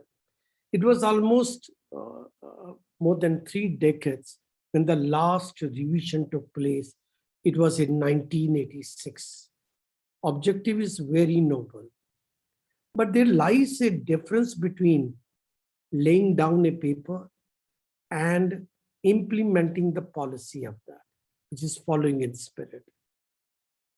The success of NEP 2020 and the pace of its implementation depends to a large extent on how successfully the educators have understood and taken a challenge to implement it in total spirit. How do we evaluate, how do we perceive the NEP 2020? To discuss all the domains and dimensions of this, I have a huge experienced team with me. Without taking much time, I start since Mukesh is not here right now. So I start with Dr. Reddy. Dr. Reddy, NEP focuses on early child education and also on the medium of instruction, whereas culture focuses on English medium school. We're English medium school. You are in Gulf, you are purely running an international school. How would instructions in vernacular languages would impact holistic development of children? And if yes, we want to implement, how do we implement it? Don't you think diversity would be a big challenge? Over to you, Dr. Reddy. Well, good evening, everyone. Thank you so much, sir. That's a relevant question, given the Indian context with the number of languages across India, with the different dialects. I can give my own experience when I was in Hyderabad studying. Now it is Telangana, of course, those days it was Andhra Pradesh, okay. And the language of the books was always the literary Telugu, which was never the dialect of Telangana. So what I speak at home was different. What I read in the book is different. And some of the words, the phrases that we speak at home were never found in the books, vice versa. The book language was never heard at home. So sometimes it was too difficult for me also to communicate either with my parents or with my siblings because we had this mixed words, vocabulary. Well, coming to the aspect, I think the colonialism or the imperialism has given us the status of English. And we're all happy. I'm pretty happy that, yes, it's because of English that I am at the international level. I do acknowledge that with due respect to that. But at the same time, I think, I process, and I plan everything in my mother tongue or the home language. So my thought process is in that. I can give you another example, which was very shocking for me. When I was a principal in Hyderabad, I had a clerk who came from Urdu medium. Now, as part of the job, he used to type a lot of things for me those days. No computer yet, okay? So I used to tell him, no, isko pehle laga do, okay? But always that used to be end of the paragraph. Now, over a period of time, I figured out why is he not able to understand, or am I failing to make him understand my language? But later on, when we sat together across a table for a cup of tea on one day, he said, sir, I come from Urdu medium and I write from right to left, whereas you write from, okay, Left. I write from left to right. He writes from right to left. So when I say isko samne laga do, he thinks it has to be here. But my intention was here. Okay, yeah. So I think home language, rather than, I wouldn't say it should be vernacular language, because a lot of us live in a cosmopolitan cities where we don't have a common language. Very true. And if, for example, Tamil Nadu insists that every book should be in Tamil, then people who hail from Delhi or Punjab who settle in Tamil Nadu, or like Radhika who settled in Mumbai, she would hardly, face anything in that or enjoy the learning of it. So I think I would say home language is critical, definitely, because all of us, it has been proven scientifically also, and especially we believe that Abhimanyu learned everything in the womb of the mother. So if that is the context we are speaking about it, and I think teaching children in their home language or their native language is very important, and research has proven it time and again. I can quote number of researchers that have come across. So mother tongue is the language that a person grows up from early childhood onwards. But somehow, as I said, the colonial rule has given us that impetus. And somewhere we have in our blood that if I can speak English, I belong to that elite group of the society. Okay, so now language versus the social status has become a symbol for us. In most cases, though we know the local language or the vernacular language, we still tend to speak in English because we want to be acknowledged as the elite of the society. And I remember this Sanskrit quote, Vidya dadat vinayam vinayadvat patratvat dhanamapnoti dhana dharmam tapasikam. But whereas that Vidya should have been given or should have brought us humility, which is a requirement, but actually that same English has given us the arrogance. So I think somewhere we need to move to that home language. Yes, sir, you wanted to say something. No, sorry. I get your point, Dr. Reddy, though I may not agree that language has given us, English language has given us arrogance. But I'm tempted to your one response. You said Abhimanyu learned from the womb of his mother. And I fully agree with that. I'm very fond of the Mahabharata. I read a lot into this.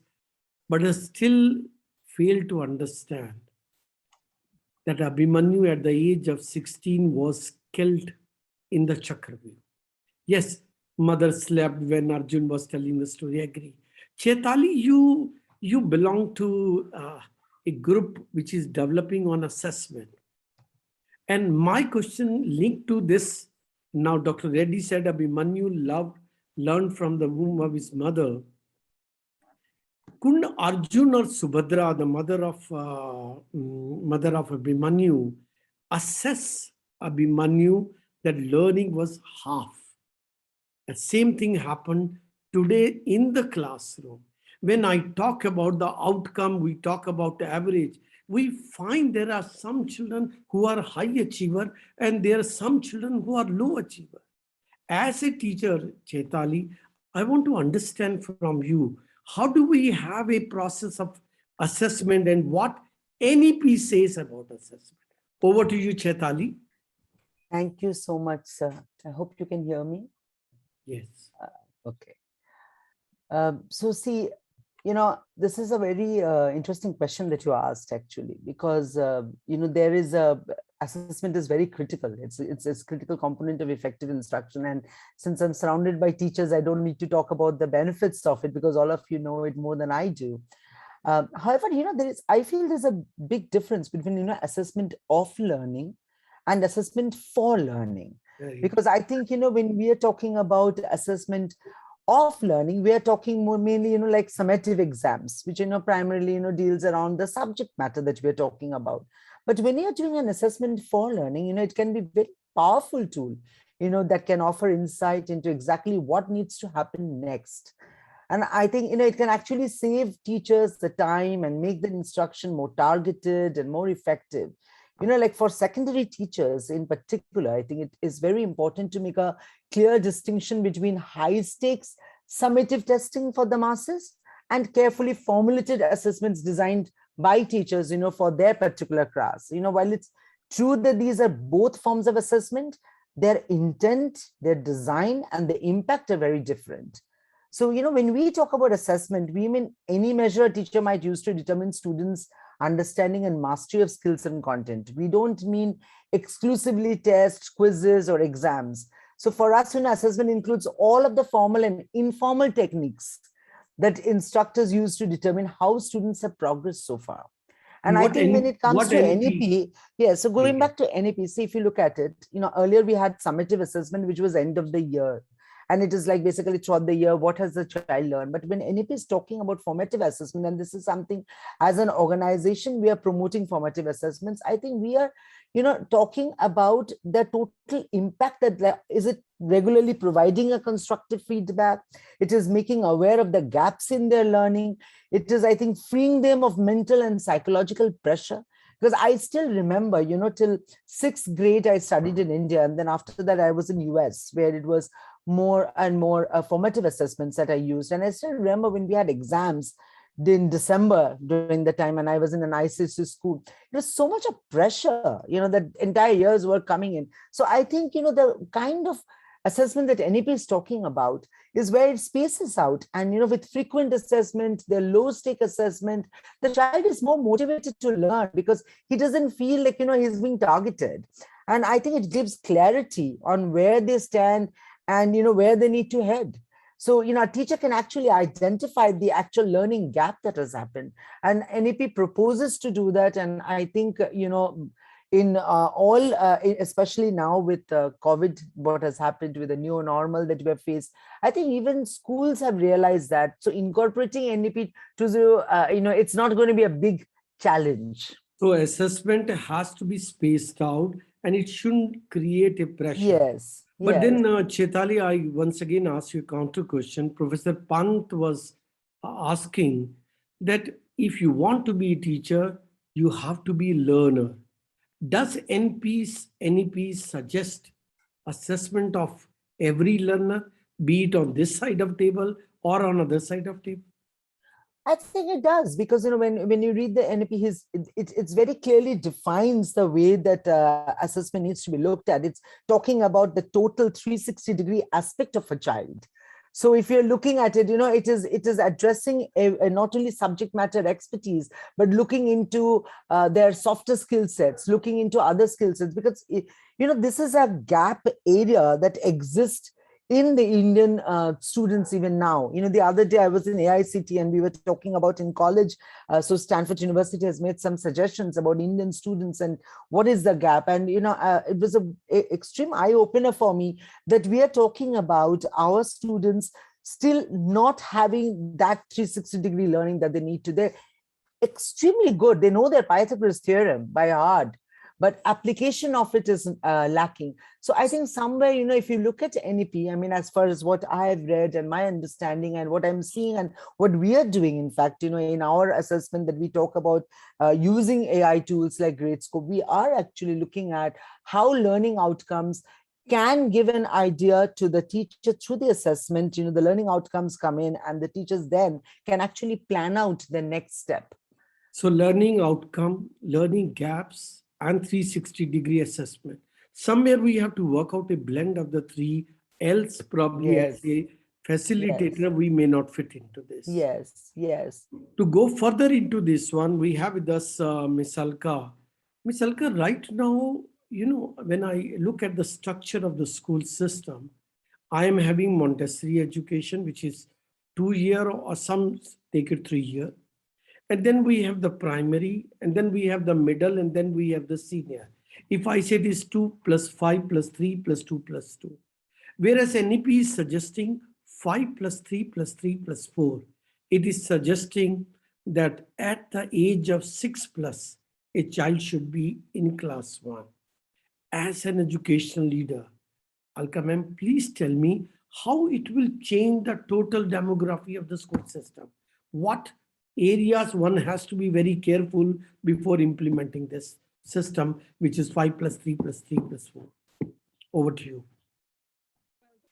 Thank you so much, and good evening to the esteemed panel that's there. And of course, Dr. Ashok Pandey, I can see. So Dr. Hasija, well, the question that you're asking is definitely like, I mean, since I'm an English teacher and Professor Pant said that, you know, a physics teacher is most sought after for tuitions and English teacher is the least. So I would just I disagree with it. And you are here who is the principal of a school and belongs to an English teacher. And Chetali is there again, English as the focus. She's heading amongst the top. So is the Dr. Arogya. So I disagree with Professor Pant. No, agreed. But then I now as a principal, I realize how important it is to have, you know, good teachers at all levels, and especially, of course, physics too. But like Aristotle once said, you know, we are what we repeatedly do, and doing in pieces every day, and change has to happen every day. So like the pedagogical structure that NEP suggests is built on the foundational pillars, you know, of access, equity, affordability, and accountability. And this is what is the basis, you know, the policy is aligned to the 2030 agenda for sustainable development, and it definitely aims to transform India into a vibrant knowledge society and global knowledge superpower.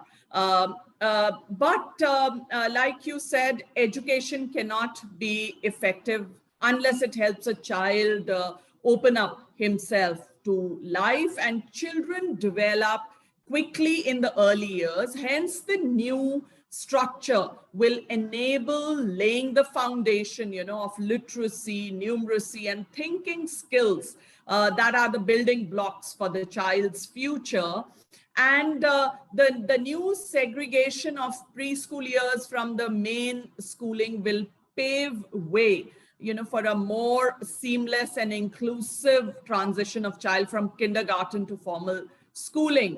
And like you said, furthermore, you know, the division of these years and grades have been thoughtfully done in line with the kind of cognitive development stages and intellectual advances that a child goes through early childhood and school years and secondary stage. Like, and of course, as I see, this definitely is a pivotal stage. Preschooling is a pivotal stage, you know, for the improvement of intellectual capacities of a child. And I see that this framework is definitely going to help us all. And we are, since, you know, we are already now into more than a year into this policy, and we are progressing and we are trying to assimilate and follow this structure. So I definitely see it as definitely a wonderful point. So Alka says that this structure will certainly pave way for the holistic development of every child. I also adopted this motto about 20 years back when I said that teach each child, develop whole child. Radhika is with us. Radhika, you have huge experience as a teacher and as an educative leader. I know next door, every child says, I want to be an engineer, I want to be a doctor. Pansa was telling when Alka referred to it that nobody wants to be a dancer. Nobody wants to be dance teacher. He referred to a language teacher, but I'm not agreeing. But I do agree with the dance. Nobody wants to take as a profession. I still remember, I'm telling you, 1981, rather 80. I did my BSc Honors Maths. And I did my computer science. I topped in Delhi University in computer science, worked on punch card system. And I told my father that I want to be a teacher. And he was not for it. He said, no, men are not respected in the teaching line, so don't go. You do MSc Operational Research and go ahead. And I said, I will make a difference. I'm coming to the point that when we compartmentalize as a parent also, that he is engineer, he is doctor, he is chartered accountant, and this is IAS humanities. Does NEP talks about interdisciplinary approach whereby we make a holistic child, a child which is fully developed in all domains of education? Over to you, Ms. Radhika. Yes, thank you, Dr. Hasija. Namaste. We've had really very packed discussions and plenary sessions. So, following very closely on the ideas that these great thinkers have left us, what you rightly said is compartmentalization into, doctors, engineers, chartered accountants, lawyers, architects, and so on. We are starting, I'm really appalled to see that we are starting this very, very, very early. As early as kindergarten, parents are aiming that at age 18, my child would go to IIT. At age 18, my child will become a doctor. And in doing that, you're really robbing the child of their creative geniuses or their their mindsets and their attitudes as early as grade, in senior kindergarten. I just like to quickly share an anecdote. In my capacity as a principal, I was interacting with a couple who had come in for admission in junior kindergarten. And the father wanted to know that, ma'am, I have a request to make. Please don't teach my child, ABC, nursery rhyme, so on, so forth, so forth. I will prepare an entire set of worksheets and this thing for my child, and you please administer that. So I said, why would you want to do that? He says, my child at age 3 knows ABC, everything. He knows the rhymes, he knows everything. I want you to teach him alpha, beta, gamma, delta, theta, and so on. I was very curious. I said, why is that? Why do you want to pressurize the child with the Greek alphabet? He says, ma'am, don't you know physics के और IIT के सब formulae alpha, beta, gamma, delta ही होते हैं. Oh my God. My child has already learned ABC, so please teach him this. I think that we are very regimented, and at least in India, we are a very, very competitive nation. We want our child to excel in not only in one, but in everything. We want them to be a first-class swimmer. We want them to do tennis classes, chess classes, sports classes, be the best writer, be the best elocution, debate expert, be everything. And so competitive we are, and we compartmentalize everything so early, and everything is so regimented. So I think the NEP wants to break from these shackles. They want us to think of convergent teaching. We must learn how to do this kind of convergent thinking, because whether you are a doctor and you need to read a cardiogram from a machine, or an engineer who needs to find out that what would be the efficacy of my machine if I were to sell it at this price in my factory, or whether it is a chartered accountant who wants to know how to maximize profit for the company who's making XYZ products, it should all converge to, to life. It should all converge to what is happening around us. It should all converge to keeping environmental scenario, climate, everything. So I think that we must break away from these very regimented, shackles. So we must break away from all these shackles, Radhika says, and she said we need to converge into the various domains. Dr. Reddy, it's very easy to say, though allow me to counter Radhika. Today, top 50 companies of US, think of their CEO.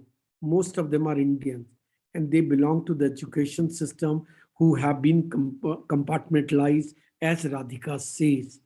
But not going at that, NEP offers flexibility of subject. To take away these shackles, NEP says you have, the combination of subject to be taken. Dr. Reddy, what do you think? Is it practically possible child teaching, accountancy, and bio? And if yes, how do we as a leader integrate this into the school system? What are the challenges you perceive it? Please share some light on this, Dr. Reddy. Yes, sir. Well, I totally agree your previous statement where you stated that arts and aesthetics have lost value these days. But I think NEP is trying to reinvent the wheel. I can give you a simple example. Yesterday, we had the painting exam of CBSE. We had close to 98 schools in UAE. Hardly less than 10 schools had exam yesterday. Oh my God. So you can imagine the ratios. So aesthetics is critical. And as I was reading a couple of weeks back about the Nobel laureates or the Nobel Prize winners, it is said that 60% of them have music as a hobby.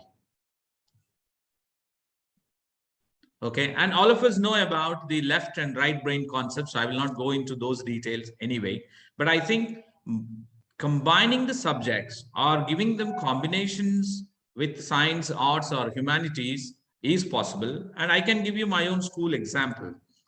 I have students who opt for biology in 11 and 12. And their focus is towards medicine or pharma, whatever. They're more into bio. But there is a pressure for the fourth subject. So some of them who want to go to US, definitely maths is mandatory at 12th if they wish to go for medicine to US. So they end up with maths, though they don't like.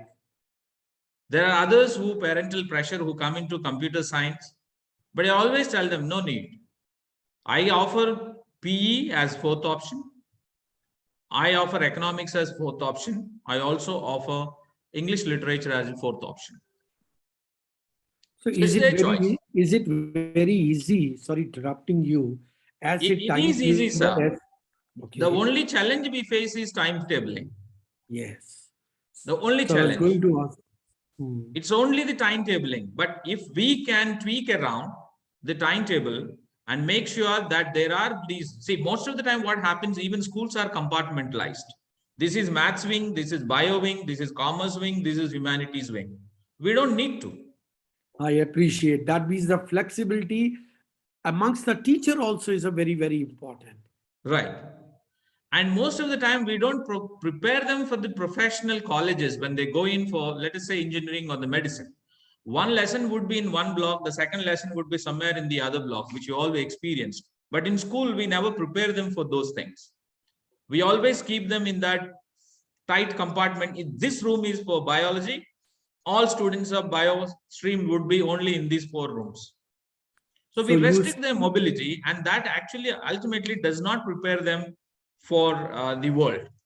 Second thing, I come from South and then Hyderabad, all the more Andhra Pradesh, where we have the IIT toppers every year when the results are declared, okay, be it NEET or the previous IIT, JEE, whatever, okay. But if you look at the dropout rate of IITs, it's very alarming. And especially from AP, because they have been into that compartmental system where they have been rigorously doing just that work, academic work, right from grade 6 onwards. And thanks to these corporates or the coaching centers, that's the way they have prepared them to crack the exam, but they failed in preparing them for life. Because when they move into IIT, it's not just the academics alone. They also need a lot of other skill set. I agree. And Dr. Reddy, let me tell you, it's about 15 years back. I was part of the National Conference CBSE in Tamil Nadu. And we were in Chennai. And I was interacting with the principal who said that students report to school in the morning at 5 a.m. because 5 to 8 we have the coaching for IIT. And this is a fact today. The number of the institutes are trying to grab a child in class 5 itself to prepare for IIT. The exam happens after 12 plus. Alka ma'am, I want to ask you this question, that when we are talking about holistic development, when NEP talks about competency-based education, And on one end, we say that we must train child learning to learn because learning is throughout the life. How do we achieve this crest of the NEP 2020? What are your suggestions as a principal, as an education leader, which I must follow in order to achieve this objective? Well, sir, we can, like you said, that the competency-based learning, and how can we ensure that this is achieved? Well, the first and the foremost that I see is that we need to have our teachers also. When I say learning, how to learn. Teachers also, they need to be equipped to ensure that the competency-based learning is introduced as well as followed in letter and spirit in schools. And see, at times, because though we had been used to of a certain style of functioning and working in a school, and when you bring about a change, it definitely needs a lot of preparation, and which is definitely going on, from the side of CBSE also, and other platforms such as one that we are attending at the moment. So like I said, NEP is basically equipping everyone with the skills to follow what they propagate. And when I said change is definitely inevitable, and adaptability to change makes the society future ready.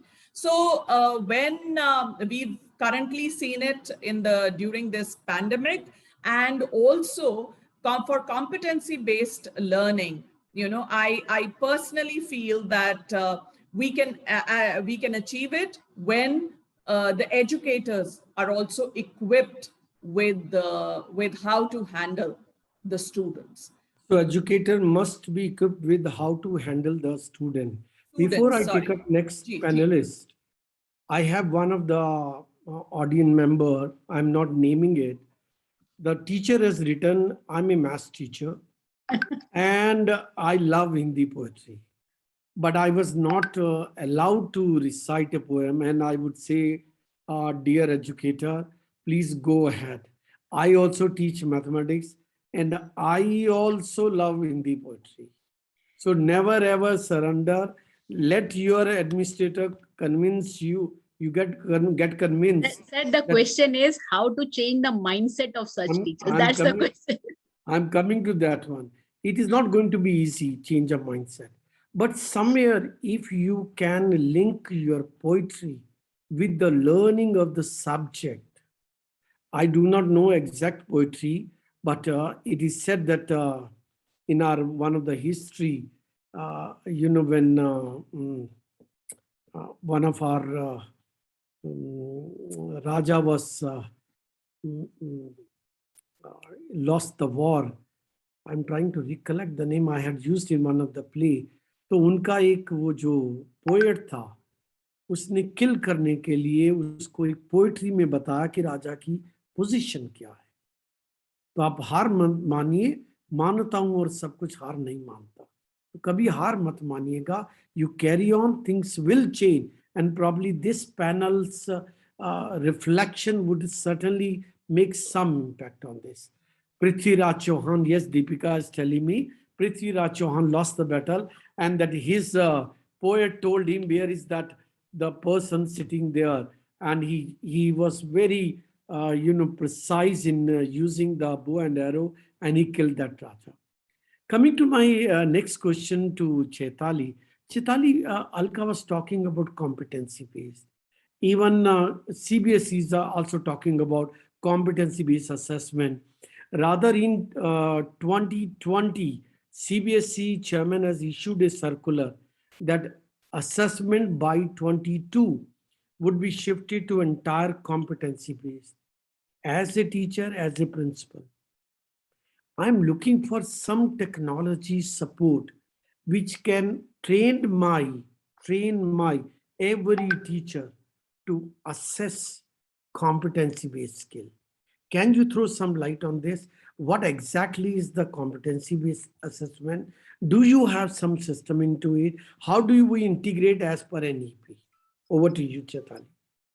See, I think, I would like to talk about John Hattie's seminal research, that if any one of you have read it, he's shown that a feedback-based formative learning cycle makes the most significant impact on student learning, even under normal circumstances. So forget about the new normal or the hybrid model that we are talking about.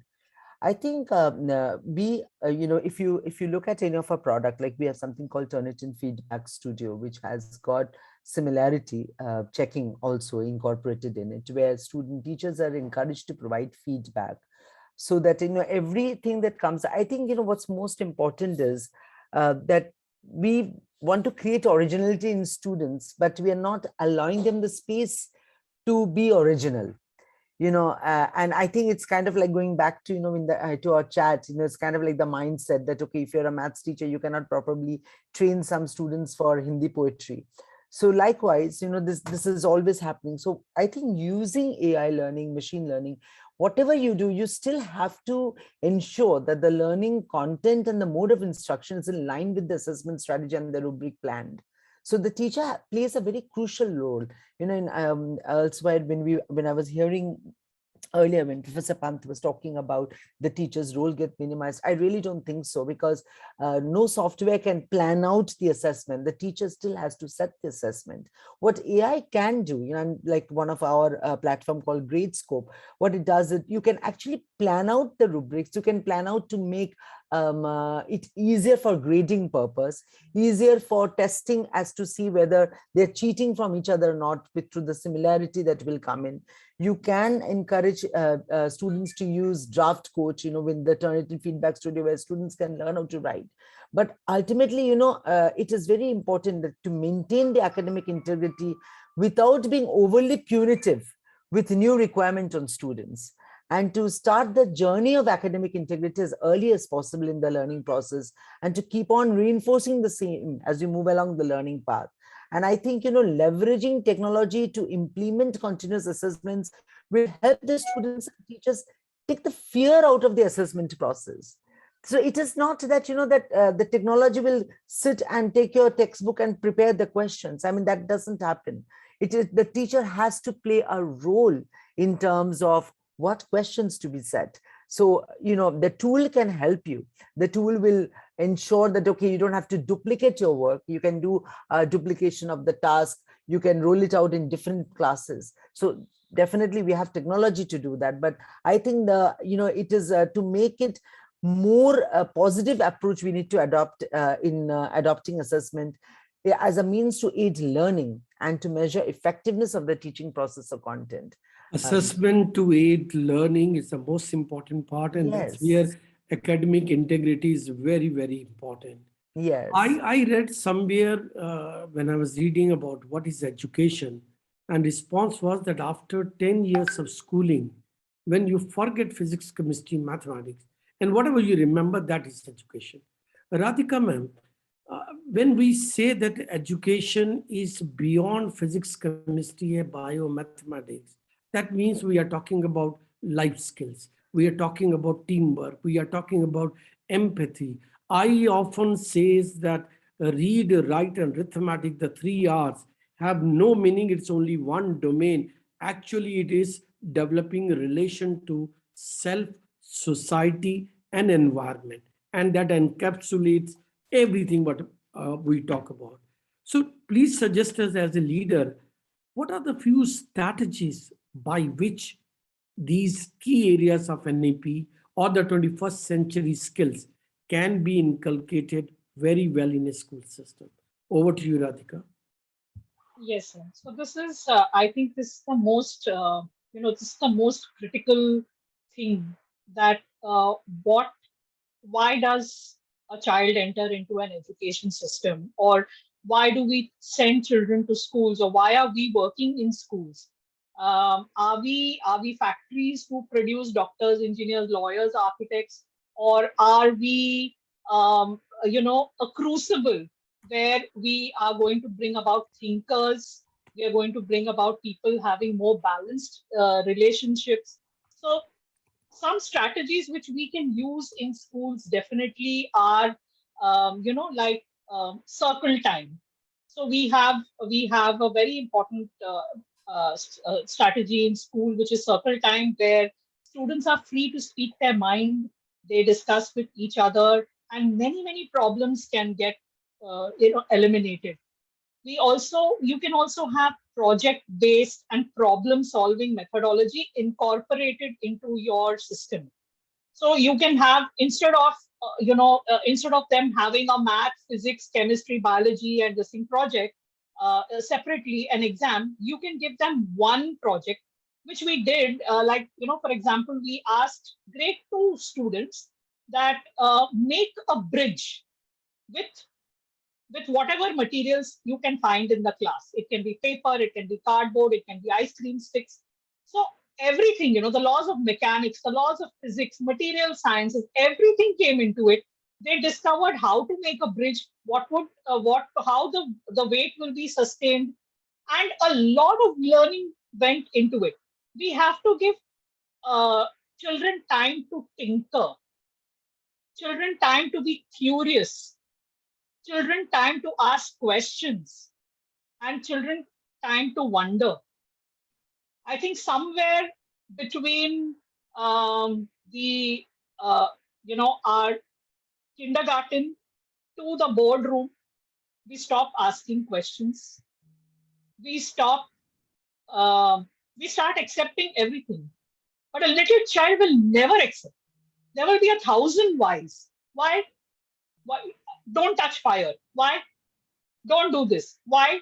So, when we stop asking questions, so allow children to ask questions, have open discussions, debates, and forums. At least in my school, I'm very clear that even if you don't do 2 chapters in your syllabus, that's fine. But talk to the children. Don't be the only one to have a monologue in the class. A class where the teacher is doing the maximum amount of talking is not at all the right atmosphere for a child to learn and grow.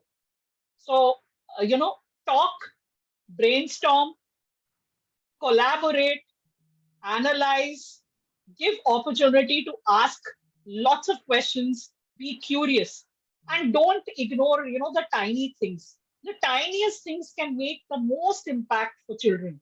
One small thing of, yes, I loved your question, or I like the way you answered that, will make a whole lot of change to the way a child responds and reciprocates. So, as like the tiny things, we should never ignore it. As a teacher, don't brush off the children. Give them ample opportunity. So, from the chaos theory says that the things that really change the world are the tiniest things. A butterfly flaps its wings in the Amazonian jungle, and a storm ravages half of Europe. So don't ignore the tiny things. I Radhika, really appreciate that.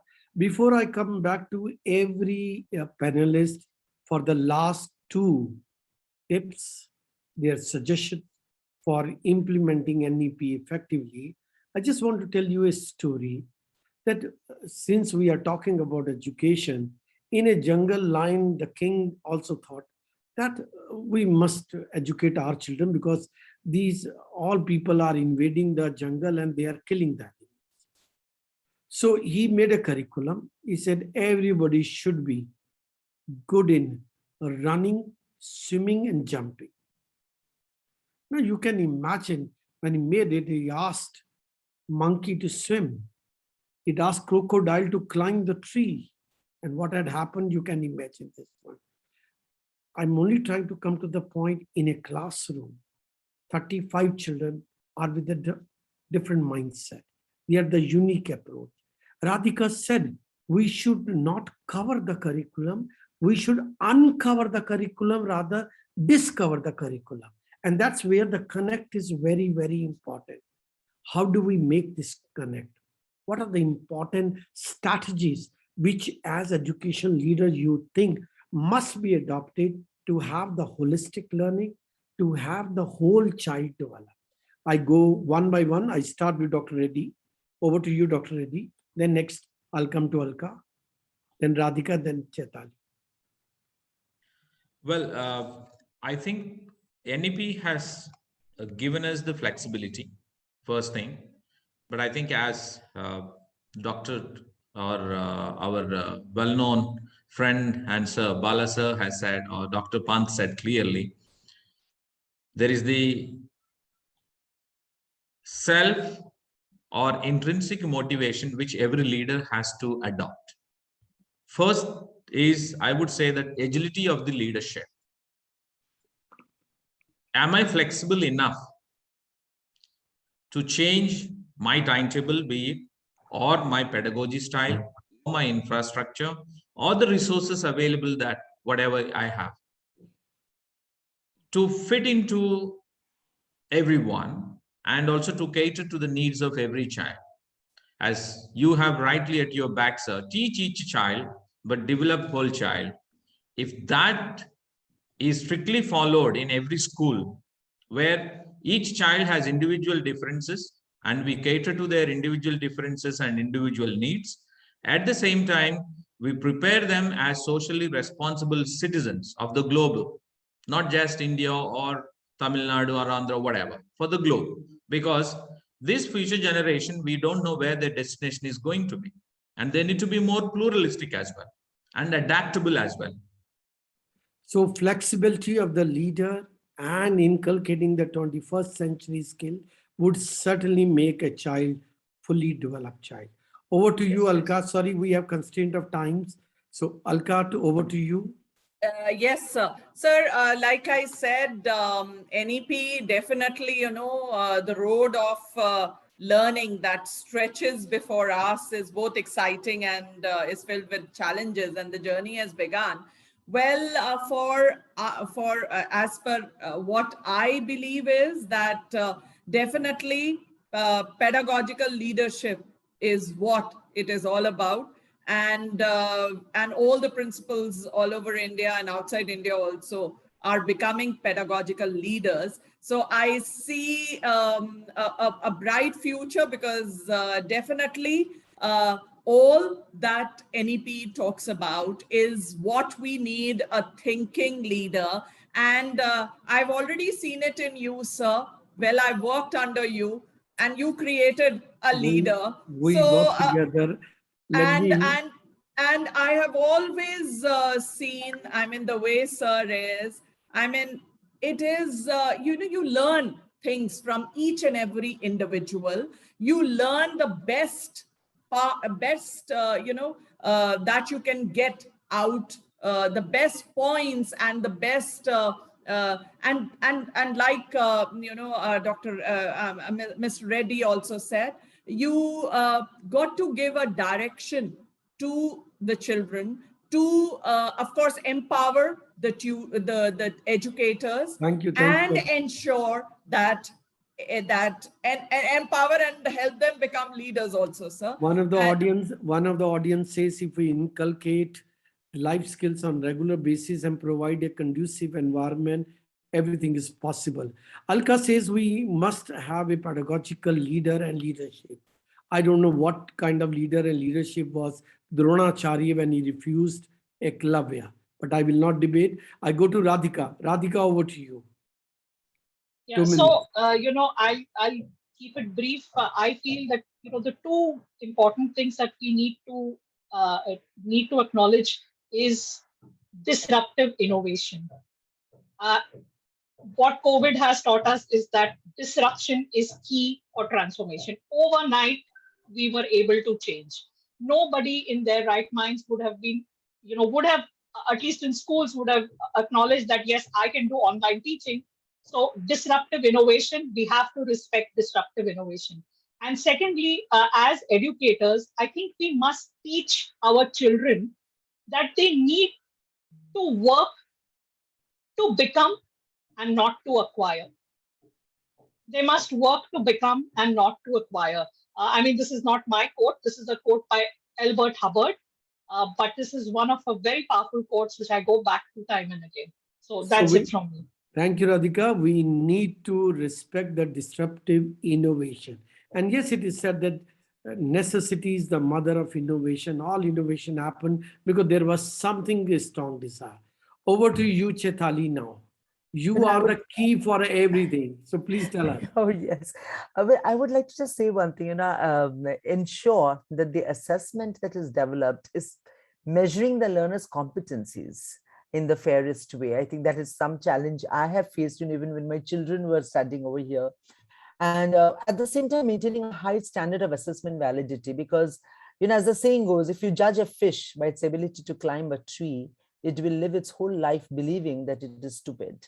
So we need to ensure that, we are judging people for the right skills and giving them that opportunity to learn those skill sets before putting them into brackets and saying that, this is your core competency or this is your core competency. I had a liberal arts education also in my college, and I took different subjects. And I think it was so much more exciting because I took religion as well as cost accountancy. And I think, little bit I learned of everything. And it has helped me a lot in my career that I have chosen. So that's all I would like to say. Chetali says if you judge a fish by its ability to climb a tree, the whole life fish will live with stupidity. But on the other hand, all 5 Pandavas went to the same guru, same environment. No, sir, I'm not saying that it will live in stupidity. I'm saying that it will live its whole life believing that it is stupid. Believing that it is, yes. I'm Though sorry. they may not be stupid. Yes, they may not be stupid. Believe that she was stupid. But I'm coming to all 5 Pandavas. They went to same guru, same environment, learned different arts. But when it comes to competition, competition of winning Draupadi, sorry to use the word winning, but it was like that only Arjun was capable. Unfortunately, on the platform of life, with the huge number we have, the challenges are very different. With this, I come to end of this NEP discussion session of Samurja Annual Symposium. I hope we all together could bring an iota of thought in implementing NEP 2020 effectively in your respective schools and classrooms. Thank you, Dr. Mukta, giving us a chance. Thank you all panelists for being with me and being so patient. Over to you, Dr. Mukta. Thank you so much. It was really a power-packed panel. And one of the elements, like Mr. Mukesh, he could not join us. He's stuck in an emergency in the family. He's in the hospital. So from Samurja, we wish him that he must recover fast. Our best wishes are with him. And as an educator, what the participants, the teachers have absorbed it, we have with us Amita, who will be sharing. So it will be a litmus test what this NEP has impacted, how it has impacted the teachers. Over to Amita, please. Thank you, ma'am. And thank you, panelists and Dr. Rajesh Hasija, sir. It's not possible to sum up such an enlightening discussion in a few words, but I would try to do some justice to it.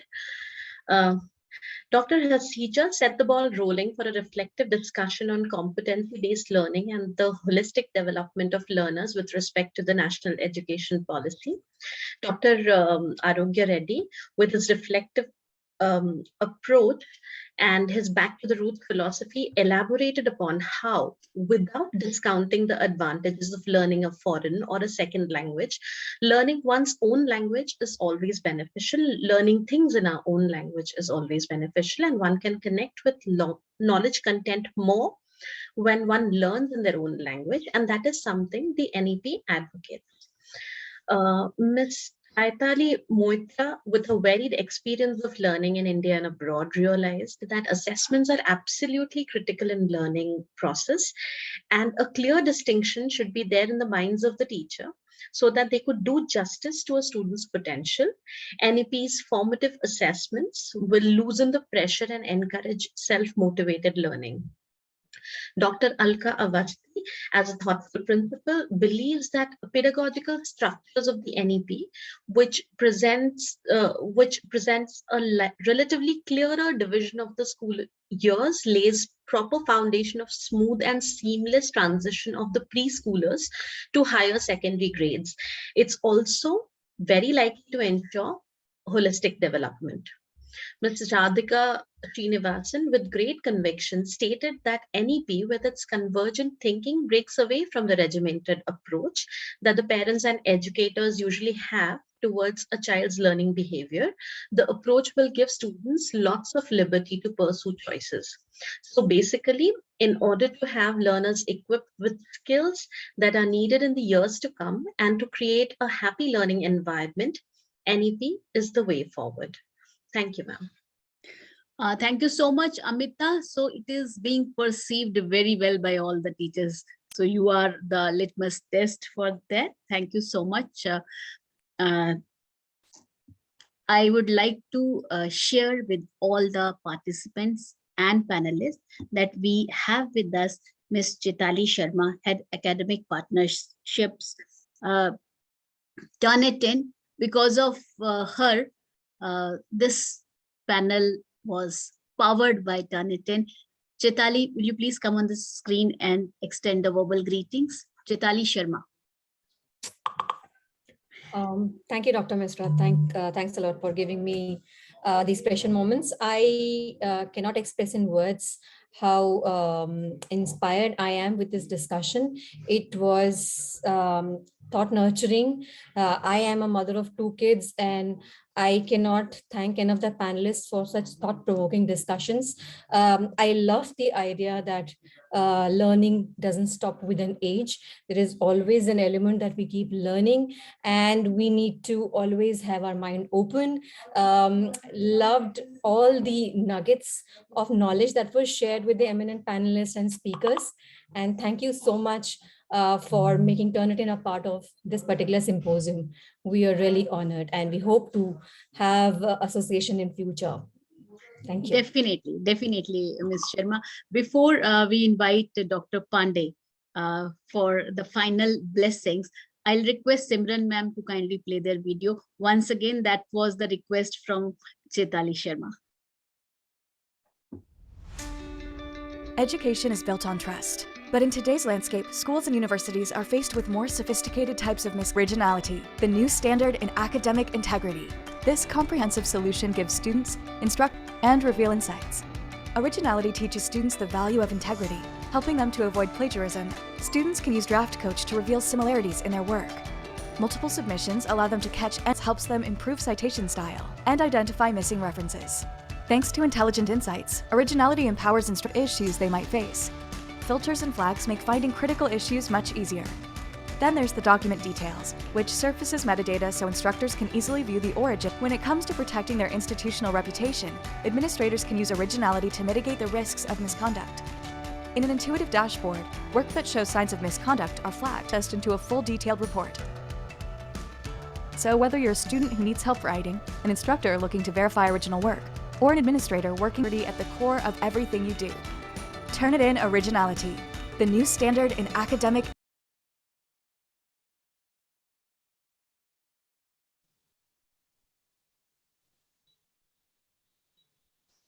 Muktaji, you're muted. Yeah. Thank you so much, Simran. Before we wrap up day 1 of the symposium, I would invite Dr. Pandey for the blessings and some tips how to improve maybe to the panelists and to Team Samja. Over to Dr. Pandey. Muktaji, after such a great session, you decided to pick up a person like me and embarrass thoroughly. You want me to bless people? I'm the one blessed for the last 3 hours. I was glued, did not miss a single moment. And how richly, I have benefited, I just cannot describe you in words. But yes, since I have listened to all these very erudite panelists and speakers, 2 or 3 thoughts were coming to my mind. First, of course, Professor Pant, Professor Pant is a prolific speaker, as all of you know. And when he said that teachers might be replaced, and you raised a red flag also, I want to underline that what he actually meant, he is not here. I'm not defending him. He is profoundly competent to defend himself, but I'm only reflecting on that. You know, what is happening today is that a teacher's time, if you see how the allocation is, and if we make a statistics that in a week, if we spend, let us say 50 hours, right? So how those 50 hours are distributed? And if I say that they are distributed in 5 main domains or pockets, so each domain, let us say 5 hours somewhere, 15 hours somewhere, and summing up to 50 hours. So what is new technology and AI is going to do is that helping teachers to save 2 hours here, 3 hours there, 4 hours there, and carving out 10 to 15 hours of this 50 hours, which technology can do. And therefore, when we are left with this 15 to 16 hours of free time, how we are going to invest in ourselves and invest in the students and the community. That is what is going to happen. So this is one thing. And the second thing, of course, is algorithm has been talked about so much. And therefore, I just want to add that all of us as leaders and teachers have to write new algorithms for the new world. And if we don't do that, probably somebody else will write the algorithm and we'll be written off by that, okay? Yeah. So that is one thing that we have to be very, very careful about. And of course, the panel discussion on NEP implementation, you know how hardcore advocate of NEP I am. And listening to these 4 or 5 people steered by Dr. Hasija has given me immense optimism that we are on the right course. And, you know, our technology partners like Turnitin, I think we are all going to work together. You see, the only thing that is going to happen is that the teachers will have new tools. Okay. The problem of education, I think Ms. Chaitali Moitra was talking about assessment. And I want to put it a little differently. You know, somebody said that the problem of education is poor education or lack of education, right? And how much education we are getting is decided by the assessments. And therefore, the problem of education is assessments, you're right? And you heard so many anecdotes about it. So I think assessments are going to have a great role to play. And how we teach, what we teach, how children learn and what they learn, and how we prepare them for future and for lifelong, not only in terms of time, but also in terms of experiences, the wide-ranging experiences. That is what is going to be the future of things. And I'm sure the education community in India is fully prepared, geared up, sensitive to it. And if pandemic experience is any indicator, I'm sure we are up to meeting any challenges head on. And you know, the networking opportunities, sharing of experiences and wisdom that people like you are providing is only an icing on the cake, and it is only going to make things better. So my best wishes to you, my congratulations to all the panelists for bringing forth on the table some of the best nuggets that one can think of. And my thanks, of course, to Turnitin for powering it and giving the fuel and energy to take this symposium forward. Thank you. Thank you, sir. Thank you so much. Since there is paucity of time, I'll request Amita to please propose the vote of thanks. Over to Amita, please. Yes, thank you, ma'am. I'm honored to have been given the opportunity to propose the vote of thanks for the first day of this session. I believe we are all in agreement that the session was an extremely fruitful one and was of great relevance to all belonging to the educators community. The success of today's program rests upon the shoulders of several bright minds. I would like to begin by thanking all our guests and panelists who led the course of discussion toward productive and effective outcomes. Thank you, Balasubramaniam sir in absentia, for emphasizing upon transformation. In a world where shelf life of knowledge is only 6 weeks, we are all dealing with digital natives, and we all second your views on learnability. I would like to extend my gratitude to Professor M.M. Pant in absentia for introducing us to future-ready learning and taking us from low bandwidth learning to high bandwidth learning in terms of existing functions and status of teachers. Your interesting anecdotes and examples and book suggestions also helped us enrich ourselves. I would thank our panelists, Dr. Arogya Reddy, Dr. Alka Avasti, Mrs. Radhika Srinivasan, and Mrs. Chaitali Moitra for their valuable inputs in the discourse. Thank you, Dr. Ashok Pandey, for sharing your views on the current state of things. I'm sure it has struck a chord with all the school educators.